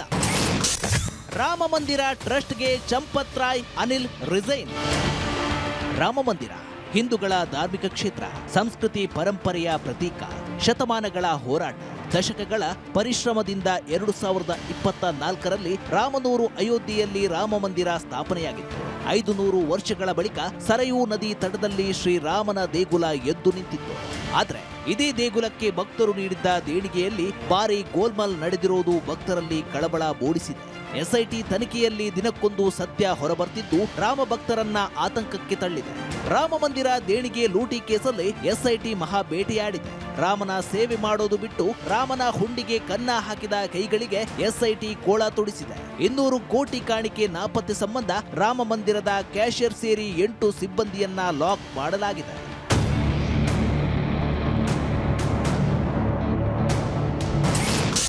ಟ್ರಸ್ಟಿಗಳ ರಾಜೀನಾಮೆ, ಹೆಚ್ಚಾಯಿತು ಅನುಮಾನ. ಸಿಬ್ಬಂದಿಗಳ ಬಂಧನದ ಹೊತ್ತಲ್ಲೇ ರಾಮ ಮಂದಿರದ ಪ್ರಮುಖ ಟ್ರಸ್ಟಿಗಳಾದ ಚಂಪತ್ ರಾಯ್ ಹಾಗೂ ಅನಿಲ್ ಮಿಶ್ರಾ ದಿಢೀರ್ ಟ್ರಸ್ಟ್ ಸದಸ್ಯತ್ವಕ್ಕೆ ರಾಜೀನಾಮೆ ಕೊಟ್ಟಿದ್ದಾರೆ. ಬಂಧಿತರ ಪೈಕಿ ಕೆಲವರು ಚಂಪತ್ ರಾಯ್ ಆಪ್ತರು ಎನ್ನಲಾಗ್ತಿದ್ದು, ಇದೇ ಹೊತ್ತಲ್ಲಿ ರಾಜೀನಾಮೆ ನೀಡಿರುವುದು 108 ಅನುಮಾನಗಳನ್ನ ಹುಟ್ಟುಹಾಕಿದೆ. ತಪ್ಪಿದ್ದಲ್ಲಿ ಅದರ ವಿಮರ್ಶೆ ನಡೆಯಲೇಬೇಕು, ಅದಕ್ಕೆ ತಕ್ಕುದಾದ ಶಿಕ್ಷೆ ಆಗಲೇಬೇಕು. ಒಬ್ಬಿಬ್ಬರಲ್ಲ, ದೇಶ ವಿದೇಶಗಳ ಸಮಸ್ತ ಶ್ರದ್ಧಾಳುಗಳ ಶ್ರದ್ಧಾ ಕೇಂದ್ರ ಆದದ್ದಾಗಿದೆ. ಆ ಘೋರ ಅಪಚಾರ ಇಲ್ಲಿ ನಡೆಯಲೇಬಾರದಿತ್ತು. ನಡೆದು ಹೌದು ಅಂತಂದ್ರೆ ಅವಶ್ಯವಾಗಿ ಅದಕ್ಕೆ ತಕ್ಕ ಶಿಕ್ಷೆ ಆಗಬೇಕು, ಅದು ವಿಚಾರಣೆ ಆಗಬೇಕು. ಎಲ್ಲ ವಿಷಯಗಳು ಕೂಡ ಯಾಕೆ ಹೀಗಾಯಿತು ಅನ್ನೋದು ಹೊರಬರಬೇಕು. ರಾಮ ಮಂದಿರದ ದೇಣಿಗೆ ಹಣ ನಾಪತ್ತೆ ಕೇಸ್ ರಾಜಕೀಯ ಕೆಸರೆರಚಾಟಕ್ಕೆ ವೇದಿಕೆಯಾಗಿದೆ. ಇಂದು ಅಯೋಧ್ಯೆಗೆ ಭೇಟಿ ನೀಡಿದ ದಿಲ್ಲಿ ಮಾಜಿ ಸಿಎಂ ಕೇಜ್ರಿವಾಲ್ ಯೋಗಿ ಸರ್ಕಾರದ ವಿರುದ್ಧ ಆರೋಪಗಳ ಸುರಿಮಳೆ ಸುರಿಸಿದ್ದಾರೆ. ಮತ್ತೊಂದು ಕಡೆ ಕನ್ನ ಹಾಕಿದವರು ಯಾರು ಅಂತ ಯೋಗಿ ಸರ್ಕಾರ ಉತ್ತರಿಸಲಿ ಅಂತ ಕೆಸಿ ವೇಣುಗೋಪಾಲ್ ಆಗ್ರಹಿಸಿದ್ದಾರೆ. Certainly, this is one of the biggest issue in this country. We cannot leave this issue. Lakhs of crores of believers, they are pained because Ayodhya temple also this theft happening. The trust themselves is in the scanner. Actually, the believers, those who are believing Ayodhya temple, they are pained now. Government has to answer it. ವಿಪಕ್ಷಗಳ ಟೀಕೆಗೆ ಕೇಂದ್ರ ಸಚಿವ ಪ್ರಹ್ಲಾದ್ ಜೋಶಿ ಟಕ್ಕರ್ ಕೊಟ್ಟಿದ್ದಾರೆ. ರಾಮನ ಅಸ್ತಿತ್ವವನ್ನೇ ಪ್ರಶ್ನೆ ಮಾಡ್ತಿದ್ದ ಕಾಂಗ್ರೆಸ್ ರಾಮನ ಪರ ಧ್ವನಿ ಎತ್ತಿರುವುದು ಸಂತೋಷ ತಂದಿದೆ ಅಂತ ಕೌಂಟರ್ ಕೊಟ್ಟಿದ್ದಾರೆ. ಕೆಲವರು ಈ ರೀತಿಯಾದಂತಹ ಪಾಪದ ಕೆಲಸವನ್ನ ಮಾಡಿದ್ದಾರೆ ಅನ್ನುವಂಥದ್ದು ಬಂದಿದೆ. ಹಿಡಿದು ಈಗಾಗಲೇ SIT ಮಾಡಿ ಅವರನ್ನ ಅರೆಸ್ಟ್ ಮಾಡಿ ಇತ್ಯಾದಿ ಎಲ್ಲ ಕೆಲಸ ಮಾಡಿದ್ದಾರೆ. ಕಾಂಗ್ರೆಸ್ ಪಾರ್ಟಿಯವರು ಇವತ್ತು ರಾಮನ ಬಗ್ಗೆ ಮಾತನಾಡ್ತಾ ಇದ್ದಾರೆ. ಸಂತೋಷ, ಅಷ್ಟಾದ್ರೂ ಬುದ್ಧಿ ಬಂದಿದೆ. ಆದ್ರೆ ರಾಮನ ಅಸ್ತಿತ್ವವನ್ನೇ ಅಲ್ಲಗಳೆದಂತಹ ಒಂದು party Congress party. They have filed an application in the supreme court affidavit. Rama ಒಂದು ಕಾಲ್ಪನಿಕ ವ್ಯಕ್ತಿ ಅಂತ ಹೇಳಿದಂಥವ್ರು ಇವತ್ತು ರಾಮನ ಬಗ್ಗೆ ಬಹಳ ಮಾತನಾಡ್ತಾ ಇದ್ದಾರೆ. ರಾಮ ಮಂದಿರ ಹುಂಡಿಯಿಂದ ಸುಮಾರು 200 ಕೋಟಿ ಹಣ ಲೂಟಿಯಾಗಿರೋ ಆರೋಪ ಇದೆ. ಸದ್ಯ ಆರೋಪಿಗಳ ಬಳಿ ಇದ್ದ 79 ಲಕ್ಷ ರೂಪಾಯಿಯನ್ನ SIT ಅಧಿಕಾರಿಗಳು ವಶಕ್ಕೆ ಪಡೆದಿದ್ದು, ಎಲ್ಲ 8 ಆರೋಪಿಗಳಿಗೆ 3 ದಿನಗಳ ನ್ಯಾಯಾಂಗ ಬಂಧನಕ್ಕೆ ಕೋರ್ಟ್ ಆದೇಶಿಸಿದೆ. ಈ ನಡುವೆ ದೇಣಿಗೆಗೆ ಕಣ್ಣ ಹಾಕಿ ಸನಾತನ ಧರ್ಮಕ್ಕೆ ದ್ರೋಹ ಮಾಡಿದವರನ್ನ ಬಿಟ್ಟು ಬಿಡುವ ಪ್ರಶ್ನೆಯೇ ಇಲ್ಲ ಎಂದು ಉತ್ತರ ಪ್ರದೇಶದ ಸಿಎಂ ಯೋಗಿ ಆದಿತ್ಯನಾಥ್ ಗುಡುಗಿದ್ದಾರೆ.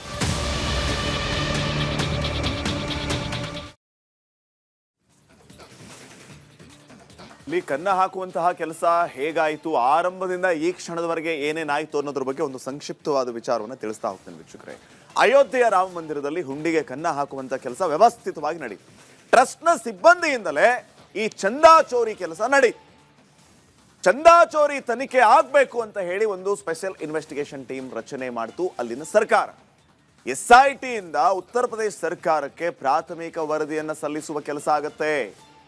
ವ್ಯವಸ್ಥಿತವಾಗಿ, ಆರಂಭದಲ್ಲಿ ನಾನು ಹೇಳ್ತಾ ಇದ್ನಲ್ಲ, ವ್ಯವಸ್ಥಿತವಾಗಿಯೇ ಹುಂಡಿಯ ಹಣ ಕಳ್ಳತನ ಅಂತ ಹೇಳಿ ಈ SIT ಒಂದು ವರದಿಯನ್ನ ಕೊಡುತ್ತೆ. ಅದನ್ನು ಇನ್ನಷ್ಟು ಸೂಕ್ಷ್ಮವಾಗಿ ಗಮನಿಸಿದಾಗ ಭದ್ರತಾ ಲೋಪ ಹಾಗೂ ವ್ಯವಸ್ಥಿತ ಹಗರಣ ಅಂತ ಹೇಳಿ SIT ಇದನ್ನ ಡಿಕ್ಲೇರ್ ಮಾಡುತ್ತೆ. 42 ದಿನಗಳ ಅವಧಿ, 42 ದಿನಗಳ ಅವಧಿಯಲ್ಲಿ ಕನಿಷ್ಠ 70 ಬಾರಿ ದೇಣಿಗೆಯನ್ನ ಲೂಟಿ ಮಾಡುವ ಕೆಲಸ ವ್ಯವಸ್ಥಿತವಾಗಿ ಆಗಿದೆ ವೀಕ್ಷಕರೇ. 70 ಸಾರಿ ಲೂಟಿ ಮಾಡುವಂತೆ ಕೆಲಸ ಮಾಡಿದ್ದಾರೆ. ಹಣ ಎಣಿಕೆ ಮಾಡುವ ಸ್ಥಳದ CCTV ಕ್ಯಾಮೆರಾನ ಆಫ್ ಮಾಡಿದ್ದಾರೆ ನೋಡಿ. ಯಾರಿಗೂ ಗೊತ್ತಾಗಬಾರ್ದು ಅಂತ ಹೇಳಿ ಅಲ್ಲಿನ ಕ್ಯಾಮೆರಾಗಳನ್ನು ಕೂಡ ಆಫ್ ಮಾಡಿದ್ರು ಇವರು. ಪ್ರಮುಖ CCTV ದೃಶ್ಯಾವಳಿಗಳನ್ನ ಅಳಿಸಿ ಹಾಕುವ ಕೆಲಸವನ್ನ ಕೂಡ ಮಾಡಿದ್ರು, ಡಿಲೀಟ್ ಮಾಡಿದ್ರು. ಕಾಣಿಕೆ ಹಣದ ಲೆಕ್ಕಾಚಾರದ ಮೇಲ್ವಿಚಾರಣೆಯಲ್ಲಿಯೂ ಕೂಡ ಗೋಲ್ಮಾಲ್. ಟ್ರಸ್ಟ್ ಸಿಬ್ಬಂದಿ ಆಸ್ತಿಯಲ್ಲಿ ದಿಢೀರ್ ಏರಿಕೆ ಆದ ಬಗ್ಗೆ ವರದಿ ಸಲ್ಲಿಸಲಾಯಿತು. ಯಾರಲ್ಲಿ ಸಿಬ್ಬಂದಿ ಇದ್ರು ಕೆಲವರು, ಅಂತವರ ಆಸ್ತಿ ಆದಾಯ ಏರಿಕೆ ಆದ ಬಗ್ಗೆ ವರದಿಯನ್ನು ನೀಡಲಾಯಿತು. ತಿಂಗಳಿಗೆ 18ರಿಂದ 20 ಸಾವಿರ ರೂಪಾಯಿ ಸಂಬಳ ಪಡಿತಾ ಇದ್ದ ಸಿಬ್ಬಂದಿ, ಆ ಸಿಬ್ಬಂದಿಯ ಬಳಿ ಕೋಟಿಗಟ್ಟಲೆ ಮೌಲ್ಯದ ಜಮೀನು ಬರುತ್ತೆ, ಫ್ಲಾಟ್ ಖರೀದಿ ಮಾಡ್ತಾರೆ. ಎಲ್ಲಿಂದ ಬಂತಿದೆ? ಇಲ್ಲಿ ಹೊಡೆದಿದ್ದಾರೆ ಕನ್ನ.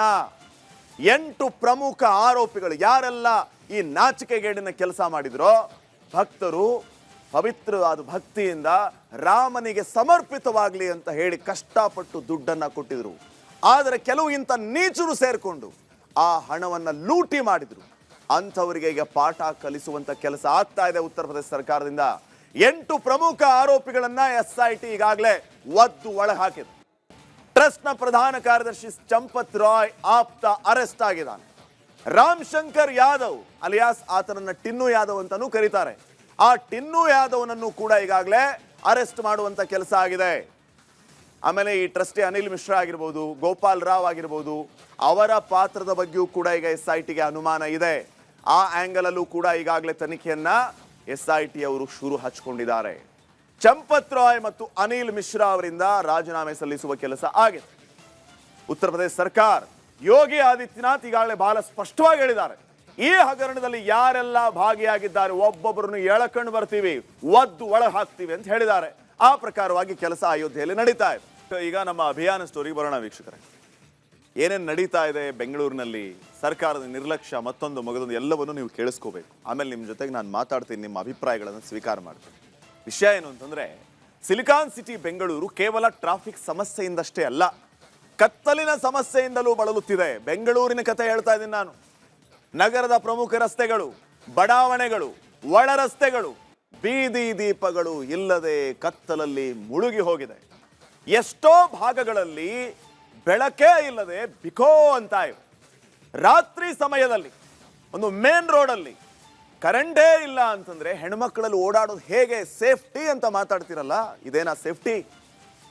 ರಸ್ತೆಗಳೇ ಕಗ್ಗತ್ತಲಿನ ಗೂಡುಗಳಾಗ್ತಾ ಇದೆ. ಸ್ಮಾರ್ಟ್ ಸಿಟಿ, ಜಗತ್ತಿನಲ್ಲಿ ಮನ್ನಣೆ ಪಡೆದಿರುವಂತಹ ಸಿಟಿ, ಹೆಮ್ಮೆ ಪಡುವ ಬೆಂಗಳೂರಿನ ವಾಸ್ತವ ಚಿತ್ರಣದ ಒಂದು ವರದಿ ನಿಮ್ಮ ಮುಂದೆ. ಆಮೇಲೆ ಮಾತಾಡೋಣ ನಾವು. ವರದಿ ನೋಡಿ.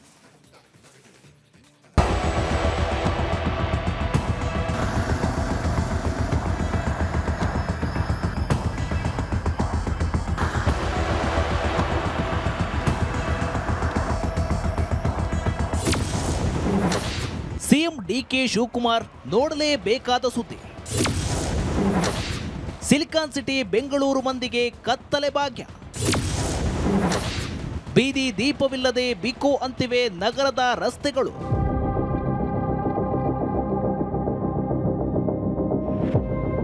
Silicon city, hi tech city, garden city ಅನ್ನೋ ಗರಿಮೆ ಇರೋ ಬೆಂಗಳೂರು ರಾತ್ರಿ ಆದ್ರೆ ಸಾಕು ಮಿರಿಮಿರಿ ಮಿನುಗುವ ನಗರವಾಗುತ್ತೆ.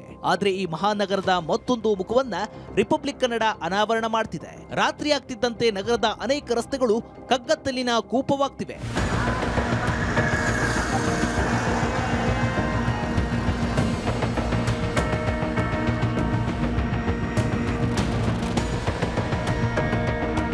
ಬೆಂಗಳೂರು ವಿಶ್ವದ ಗಮನ ಸೆಳೆದಿರಬಹುದು, ಆದರೆ ಬೆಂಗಳೂರಿನ ಜನ ಮಾತ್ರ ಕಗ್ಗತ್ತಲಿನ ರಸ್ತೆಗಳಲ್ಲಿ ಜೀವ ಭಯದಲ್ಲೇ ಓಡಾಡುವ ಪರಿಸ್ಥಿತಿ ಬಂದೊದಗಿದೆ.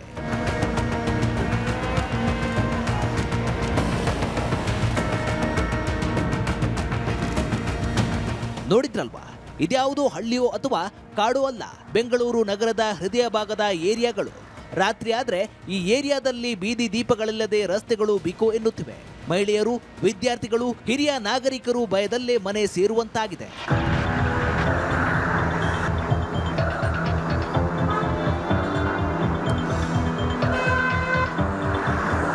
ಬೆಂಗಳೂರಿನ ಮೂಲೆ ಮೂಲೆಗಳಿಗೂ ಜಿಬಿಎ ಬೀದಿ ದೀಪ ಅಳವಡಿಸಿದೆ ಅಂತ ಹೇಳಿಕೊಳ್ಳುತ್ತೆ, ಆದ್ರೆ ಸತ್ಯವೇ ಬೇರೆ. ಹಾಗಾದ್ರೆ ನಗರದ ಯಾವ್ಯಾವ ಏರಿಯಾಗಳಲ್ಲಿ ಕತ್ತಲು ಆವರಿಸಿದೆ ಅನ್ನೋದನ್ನ ಒಮ್ಮೆ ನೋಡೋಣ. ಕಗ್ಗತ್ತಲಲ್ಲಿ ಬೆಂಗಳೂರು. ರಿಚ್ಮಂಡ್ ಫ್ಲೈಓವರ್, ಶಾಂತಿನಗರ ಪ್ರಮುಖ ರಸ್ತೆಗಳು, Basavanagudi under pass, Malleshwaram, Basavanagudi police ಠಾಣೆ ಮುಂಭಾಗ ಬೀದಿ ದೀಪಗಳೇ ಇಲ್ಲ. ಕೆಲವು ಕಡೆ ಬೀದಿ ದೀಪಗಳಿದ್ದರೂ ಕೆಟ್ಟು ಹೋಗಿವೆ. ಇನ್ನು ಯಲಹಂಕ ನ್ಯೂ ಟೌನ್ ರಸ್ತೆಗಳು, ಮತ್ತಿಕೆರೆ, ನವರಂಗ್ ಮುಖ್ಯ ರಸ್ತೆ, ವರ್ತುಲ ರಸ್ತೆಗಳು ಹಾಗೂ ಪೀಣ್ಯ ಫ್ಲೈಓವರ್ನಲ್ಲಿ ರಾತ್ರಿ ಆದ್ರೆ ಕತ್ತಲು ಆವರಿಸುತ್ತೆ.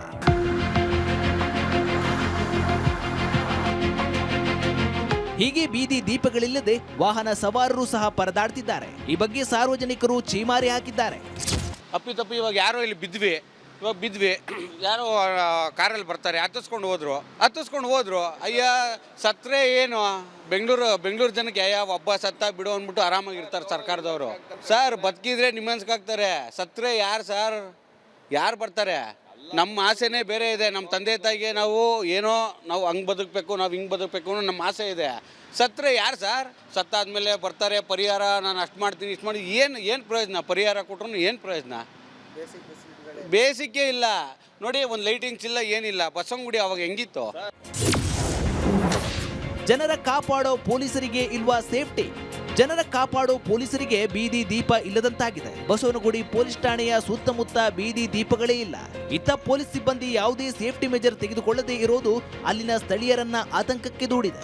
ಬಸವನಗುಡಿ ಪೊಲೀಸ್ ಠಾಣಾ ಮುಂಭಾಗದಲ್ಲಿದ್ದೀನಿ. ಈ ಒಂದು ರಸ್ತೆ ಏನಿದೆ, ಈ ಒಂದು ರಸ್ತೆಯಲ್ಲೂ ಕೂಡ ಬೀದಿ ದೀಪಗಳು ಮಾಯ ಆಗಿರುವಂಥದ್ದು. ಪ್ರಮುಖವಾಗಿ ಈ ಒಂದು ರಸ್ತೆಯಲ್ಲಿ ದಿನನಿತ್ಯ ಸಾವಿರಾರು ವಾಹನಗಳು ಓಡಾಟವನ್ನು ನಡೆಸುತ್ತೆ. ಆದರೆ ಈ ಒಂದು ರಸ್ತೆಗೆ ಬೇಕಾದಂತಹ ಮೂಲಸೌಕರ್ಯ ಅದು ಬೀದಿ ದೀಪ. ಈ ಒಂದು ಬೀದಿ ದೀಪದ ವ್ಯವಸ್ಥೆಯನ್ನು ಕೂಡ ಮಾಡುವಲ್ಲಿ GBA ಅಧಿಕಾರಿಗಳು ವಿಫಲ ಆಗಿರುವಂಥದ್ದು. ಬೀದಿ ದೀಪಗಳಿದೆ, ಆದರೆ ಆ ಒಂದು ಬೀದಿ ದೀಪಗಳ ಸರಿಯಾದ ನಿರ್ವಹಣೆ ಇಲ್ಲದೆ ಇರುವಂತಹ ಕಾರಣದಿಂದಾಗಿ ಸಂಪೂರ್ಣವಾಗಿ ಸೊರಗಿ ಹೋಗಿರುವಂಥದ್ದು. ಬೀದಿ ದೀಪ ಇದ್ರೂ ಕೂಡ ಅದು ಬೆಳಕು ನೀಡದಂತಹ ಪರಿಸ್ಥಿತಿಗೆ ಬಂದು ತಲುಪಿದೆ. ಸದ್ಯ ಗಮನಿಸ್ತಾ ಇರಬಹುದು, ದಿನನಿತ್ಯ ಸಾವಿರಾರು ವಾಹನಗಳು ಓಡಾಡುತ್ತೆ. ಬೆಳಕಿನ ನಗರವಾಗಬೇಕಾಗಿದ್ದ ಬೆಂಗಳೂರು ಇಂದು ಕತ್ತಲಿನ ನಗರವಾಗಿ ಬದಲಾಗ್ತಿದೆ. ರಾತ್ರಿ ಆದ್ರೆ ನಗರದ ಅನೇಕ ರಸ್ತೆಗಳು ಕಗ್ಗತ್ತಲಿನ ಹೊದಿಕೆ ಹೊದ್ದು ನಿಲ್ಲುತ್ತಿವೆ. ದಿನವಿಡೀ ದುಡಿದು ಸುಸ್ತಾದ ಜನರು ಸುರಕ್ಷಿತವಾಗಿ ಮನೆ ತಲುಪಬೇಕೆಂದು ರಸ್ತೆಗಿಳಿದರೆ ಅವರನ್ನು ಸ್ವಾಗತಿಸುವುದು ಬೆಳಕಲ್ಲ, ಬರೀ ಕತ್ತಲು. ಇನ್ನೇನು GBA ಚುನಾವಣೆ ಇದೆ, ಅಷ್ಟರ ಒಳಗಾದ್ರೂ ನಗರದ ಬೀದಿ ದೀಪಗಳ ಸಮಸ್ಯೆಗೆ ಮುಕ್ತಿ ಕೊಡ್ತಾರಾ ಅನ್ನೋ ನಿರೀಕ್ಷೆಯಲ್ಲಿ ಜನರಿದ್ದಾರೆ.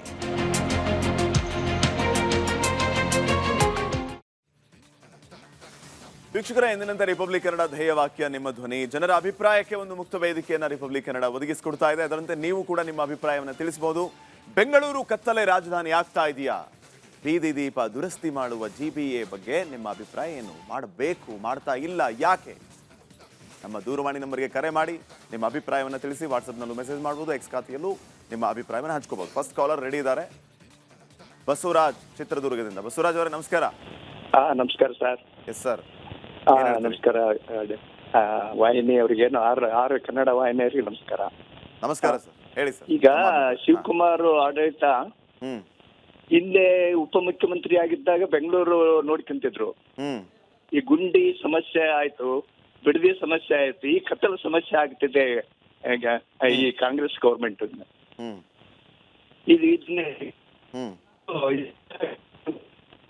ಅದನ್ನು ತಗೊಂಡಿದ್ದಾರೆ. ಅದರಿಂದನೂ ಕೆಟ್ಟ ಬರ್ತಾ ಇದೆ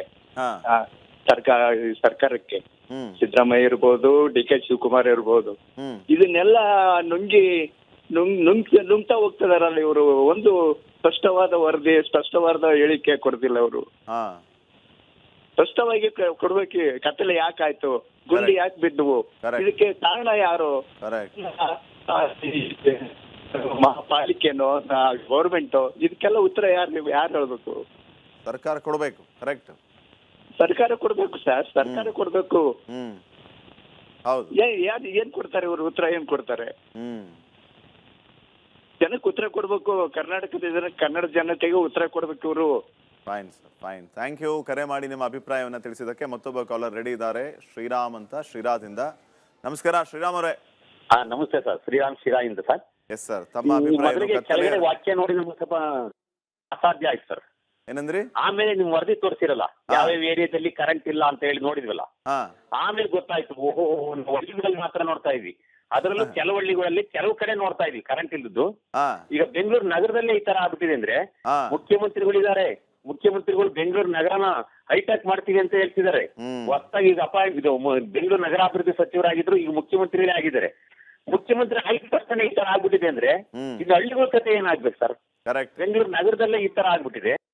ಅಂತ ದೊಡ್ಡ ನಗರ, ಕರ್ನಾಟಕದ ಒಂದು ರಾಜಧಾನಿ, ಅಂತ ಜಾಗದಲ್ಲಿ ಹಿಂಗಾಗಿದೆ ಅಂದ್ರೆ ನಾವು ಹಳ್ಳಿಗಳ ಕಡೆ ಹೆಂಗ ಆಗಬಹುದು ಅಂತ ಸರ್ಕಾರ ಇದನ್ನ ಎಚ್ಚರಿಕೆ ಮಾಡ್ಕೊಂಡು ಈ ವರದಿ ನಿಮ್ಮ ಅವರು ಮುಖ್ಯಮಂತ್ರಿಗಳು ಕಣ್ ತೆರಸ್ತಿ ಅಂತ ಹೇಳ್ಕೊಂಡು ಬೆಂಗಳೂರಿಗೆ ಈ ತರ ಪರಿಸ್ಥಿತಿ ಮುಂದೆ ಬರಬಾರದು. ಬೇಗ ಈ ಕಡೆ ಗಮನ ಕೊಟ್ಟು ಬೇಗ ಕರೆಂಟ್ ಹಾಕ್ಸಕ್ಕೆ ವ್ಯವಸ್ಥೆ ಮಾಡ್ಲಿ sir. Yes, thank you Shriram ಅವರೇ, ಕರೆ ಮಾಡಿ ನಿಮ್ಮ ಅಭಿಪ್ರಾಯ ತಿಳಿಸಿದ್ದಕ್ಕೆ. ಮೈಸೂರಿನಿಂದ ಅನಿತಾ ಅಂತ ಕರೆ ಮಾಡಿದ್ದಾರೆ. ಅನಿತಾ ಮೇಡಮ್ ನಮಸ್ಕಾರ. ನಮಸ್ಕಾರ. ಎಸ್ ಮೇಡಮ್, ತಮಗೇನ್ ಅನ್ಸುತ್ತೆ, ಅಭಿಪ್ರಾಯ ಏನು? ಏನಿಲ್ಲ ಸರ್, ಇಷ್ಟು ಈ ಕತ್ಲಲ್ಲಿ ಜನ ಓಡಾಡ್ತಾ ಇರ್ಬೇಕ್ರಿ. ದರೋಡೆ, ಸುಲ್ಗೆ, ಕೊಲೆ ಏನ್ ಬೇಕಾದ್ರೂ ಆಗ್ಬೋದು. ಅವ್ರಿಗೆ ಮಾಡಕ್ಕೆ ಪುರ್ಸೊತ್ತೇ ಇಲ್ಲ. ಅವ್ರಿಗೆ ಬಿಡ್ದಿದ್ದು ಬೇರೆ ಬೇರೆ ಇದೆಲ್ಲ ತಗೊಂಡು ಕುತ್ಕೊಂಡು ಯಾವ ಕೆಲ್ಸನೂ ಆಗಲ್ಲ, ಗುಂಡಿ ಮುಚ್ಚಲ್ಲ, ಕತ್ಲಲ್ಲಿ ಹೋಗ್ಬೇಕಾದ್ರೆ ಏನ್ ಬೇಕಾದ್ರೂ ಆಗುತ್ತೆ ಸರ್. ಇದು ರಾಜಕಾರಣಿಗಳದು ಯಾವ ಕೆಲ್ಸನೂ ಮಾಡಕಲ್ಲ, ಅವ್ರಿಗೆ ಆಗ್ತಾ ಇಲ್ಲ ಪಾಪ. ಏನ್ ಮಾಡಕ್ಕೂ ಪುರ್ಸೊತ್ತೇ ಇಲ್ಲ. ಈಗ ಡ್ಯೂಟಿ ಹೊಡಿಯೋದು ಒಂದೇ ಅವರು. ಯಾವ್ದಕ್ಕೂ ಪುರ್ಸತ್ತಿಲ್ಲ, ಬೇರೆದಕ್ಕೆ ಪುರ್ಸತ್ತಿದೆ ಅಂತ ಹೇಳ್ತಿದ್ದೀರಿ. Fine, thank you. ಕರೆ ಮಾಡಿ ಅಭಿಪ್ರಾಯ ತಿಳಿಸಿದಕ್ಕೆ. ವಸಂತ್ ಅಂತ ಕರೆ ಮಾಡಿದ್ದಾರೆ ಬೆಂಗಳೂರಿನಿಂದ. ವಸಂತ್ ಅವರೇ ನಮಸ್ಕಾರ. ನಮಸ್ಕಾರ ಸರ್. ಯಾವ ಏರಿಯಾ ತಮ್ಮದು ಬೆಂಗಳೂರಲ್ಲಿ? ಏನನ್ಸುತ್ತೆ ಸರ್ ಈ ಅಭಿಯಾನ ನೋಡಿದಾಗ? ಕತ್ತಲೆಯ ರಾಜಧಾನಿ ಆಗ್ತಿದ್ಯಾ? ಅಭಿಯಾನ ಮಾಡ್ತಾ ಇದ್ದೀರಾ, ತುಂಬಾ ಕೆಲಸ ಮಾಡ್ತಾ ಇದ್ದೀರಾ, ತುಂಬಾ ಥ್ಯಾಂಕ್ಸ್ ನಿಮಗೆ. Thank you. ಆದ್ರೆ ಇಲ್ಲಿನ ಸ್ಥಳೀಯ ಸಮಸ್ಯೆಗಳು ಏನಿದೆ ಅಂದ್ರೆ ಅಲ್ಲಿ ರಾಜಕಾರಣಿಗಳು ಅಲ್ಲಿನ ಇವತ್ತು ಬಿಜೆಪಿ ಎಲೆಕ್ಷನ್ ಆಗಿಲ್ಲ, ಯಾರು ಅಧಿಕಾರಿಗಳಿದ್ದಾರೆ, ಎಲೆಕ್ಷನ್ ಹತ್ರದಲ್ಲಿ ಇದೆ, ಅಲ್ಲಿ MLA ಇದ್ದಾರೆ. ಆದ್ರೆ ಯಾರು ಬೆಂಗಳೂರು ಏನಾಗಿದೆ ಅಂದ್ರೆ ಹಾಳಾಗೋಗ್ಬಿಟ್ಟಿದೆ, ಅಧ್ವಾನ ಮಾಡ್ಬಿಟ್ಟಿದ್ದಾರೆ ರಾಜಕಾರಣಿಗಳ ಸೇರಿ, ಪೂರ್ತಿ ಅಧ್ವಾನ ಆಗ್ಬಿಟ್ಟಿದೆ. ನಿಮ್ಗೂ ಗೊತ್ತಿದ್ದು ಪೂರ್ತಿ ಅಧ್ವಾನ. ಎಲ್ಲಾನ ನೋಡಿ ಕಸ ಸಮಸ್ಯೆಗಳು ಸಾಕು, ರಸ್ತೆ ಗುಂಡಿ, ನೂರಾರು ಸಮಸ್ಯೆ. ರಾಜಕಾರಣಿಗಳು ಹೆಂಗೆ ಅಂದ್ರೆ ನಾಚಿಕೆ ಮಾನ ಮರ್ಯಾದೆ ಇಲ್ಲ, ಎಲ್ಲ ಬಿಟ್ಬಿಟ್ಟಿದ್ದಾರೆ.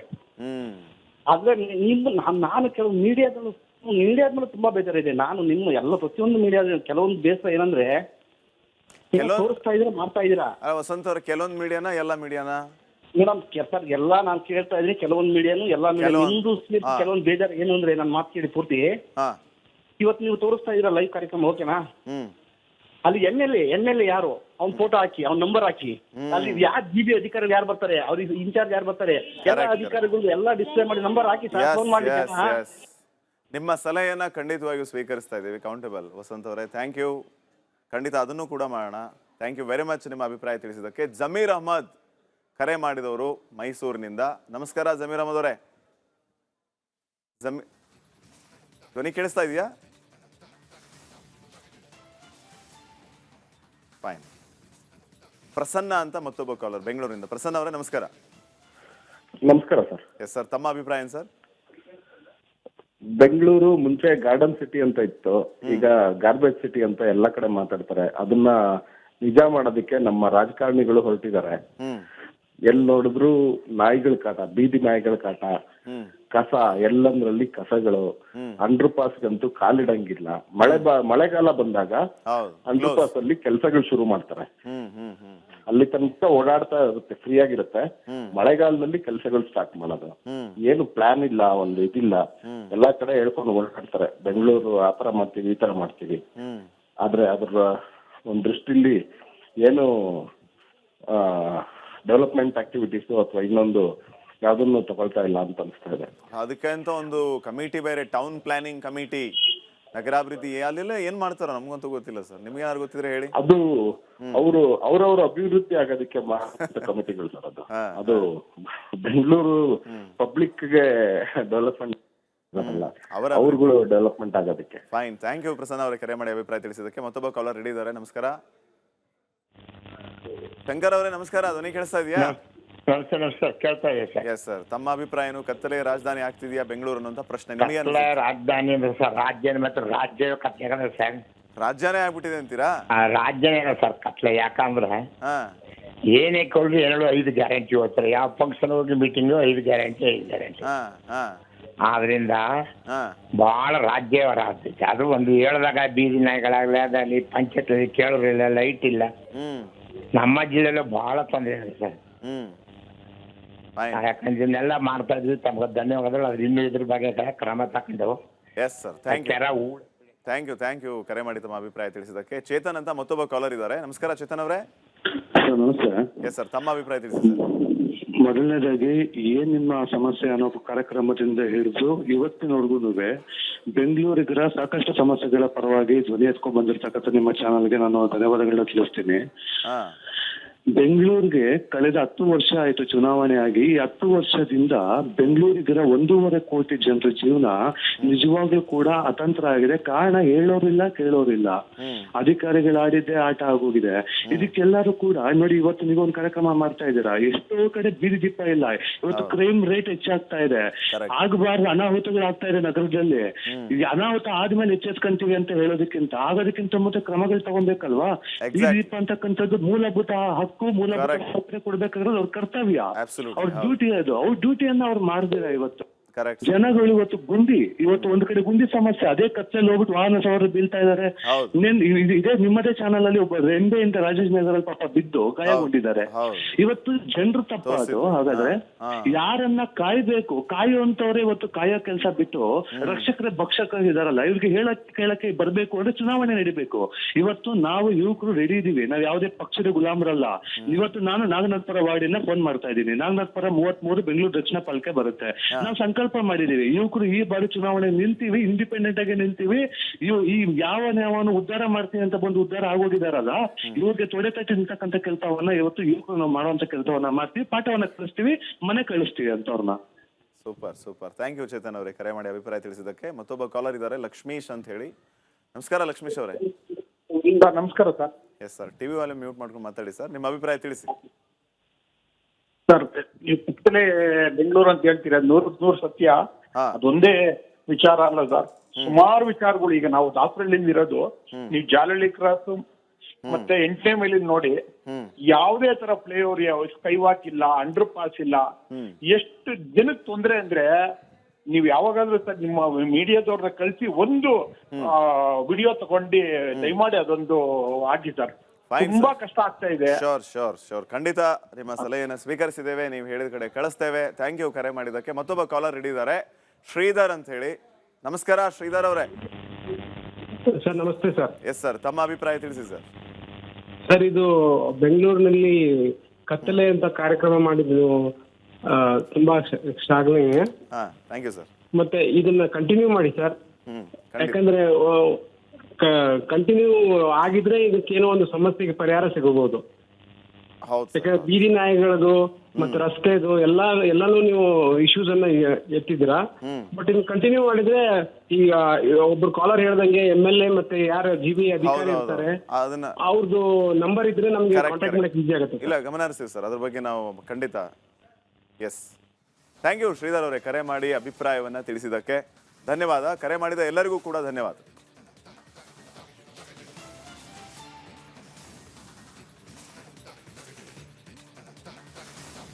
ನೋಡಿ, ತಾವು ಗಮನಿಸ್ತಾ ಇದ್ದೀರಿ, ಹಲವು ಕರೆಗಳು ನಮಗೆ ಬರ್ತಾ ಇದ್ದದ್ದು. ಕತ್ತಲೆಯ ರಾಜಧಾನಿ ಆಗ್ತಿದೆಯಾ ಬೆಂಗಳೂರು ಅನ್ನುವಂತಹ ಪ್ರಶ್ನೆ ಇವತ್ತು ಇತ್ತು. ಹಲವು ರೀತಿಯ ಅಭಿಪ್ರಾಯಗಳನ್ನು ವ್ಯಕ್ತಪಡಿಸಿದ್ದಾರೆ. ಎಲ್ಲರ ಅಭಿಪ್ರಾಯಗಳು ಕೂಡ ನಾವು ಮನ್ನಣೆಯನ್ನು ಕೊಡ್ತಾ ಇದ್ದೀವಿ. ನಮ್ಮ ಕೆಲಸವನ್ನು ನಾವು ಮಾಡಿದ್ದೀವಿ. ಸರ್ಕಾರ ಇದನ್ನ ಗಮನ ಹರಿಸಬೇಕು, ಬೆಳಕಿನ ಬೆಂಗಳೂರು ಮಾಡಬೇಕು. ವೀಕ್ಷಕರೇ, ಸಾಕಷ್ಟು ಸಂಖ್ಯೆಯಲ್ಲಿ ಕರೆಗಳು ಈಗಲೂ ಕೂಡ ಬರ್ತಾ ಇದೆ. ಬಟ್ ಸಮಯ ಇದ್ದದಿಷ್ಟೇ ಇವತ್ತು. ನಾಳೆ ಮತ್ತೆ ಮಾತಾಡೋಣ, ನಿಮ್ಮ ಅಭಿಪ್ರಾಯವನ್ನು ತಗೋತೀವಿ. ಇದಾಗಿತ್ತು ಇವತ್ತಿನ ನಿಮ್ಮ ಧ್ವನಿ ಪ್ರೈಮ್ ನ್ಯೂಸ್. ನೋಡ್ತಾ ಇರಿ ರಿಪಬ್ಲಿಕ್ ಕನ್ನಡ, ಇದು ನಿಮ್ಮ ಧ್ವನಿ. ನಮಸ್ಕಾರ.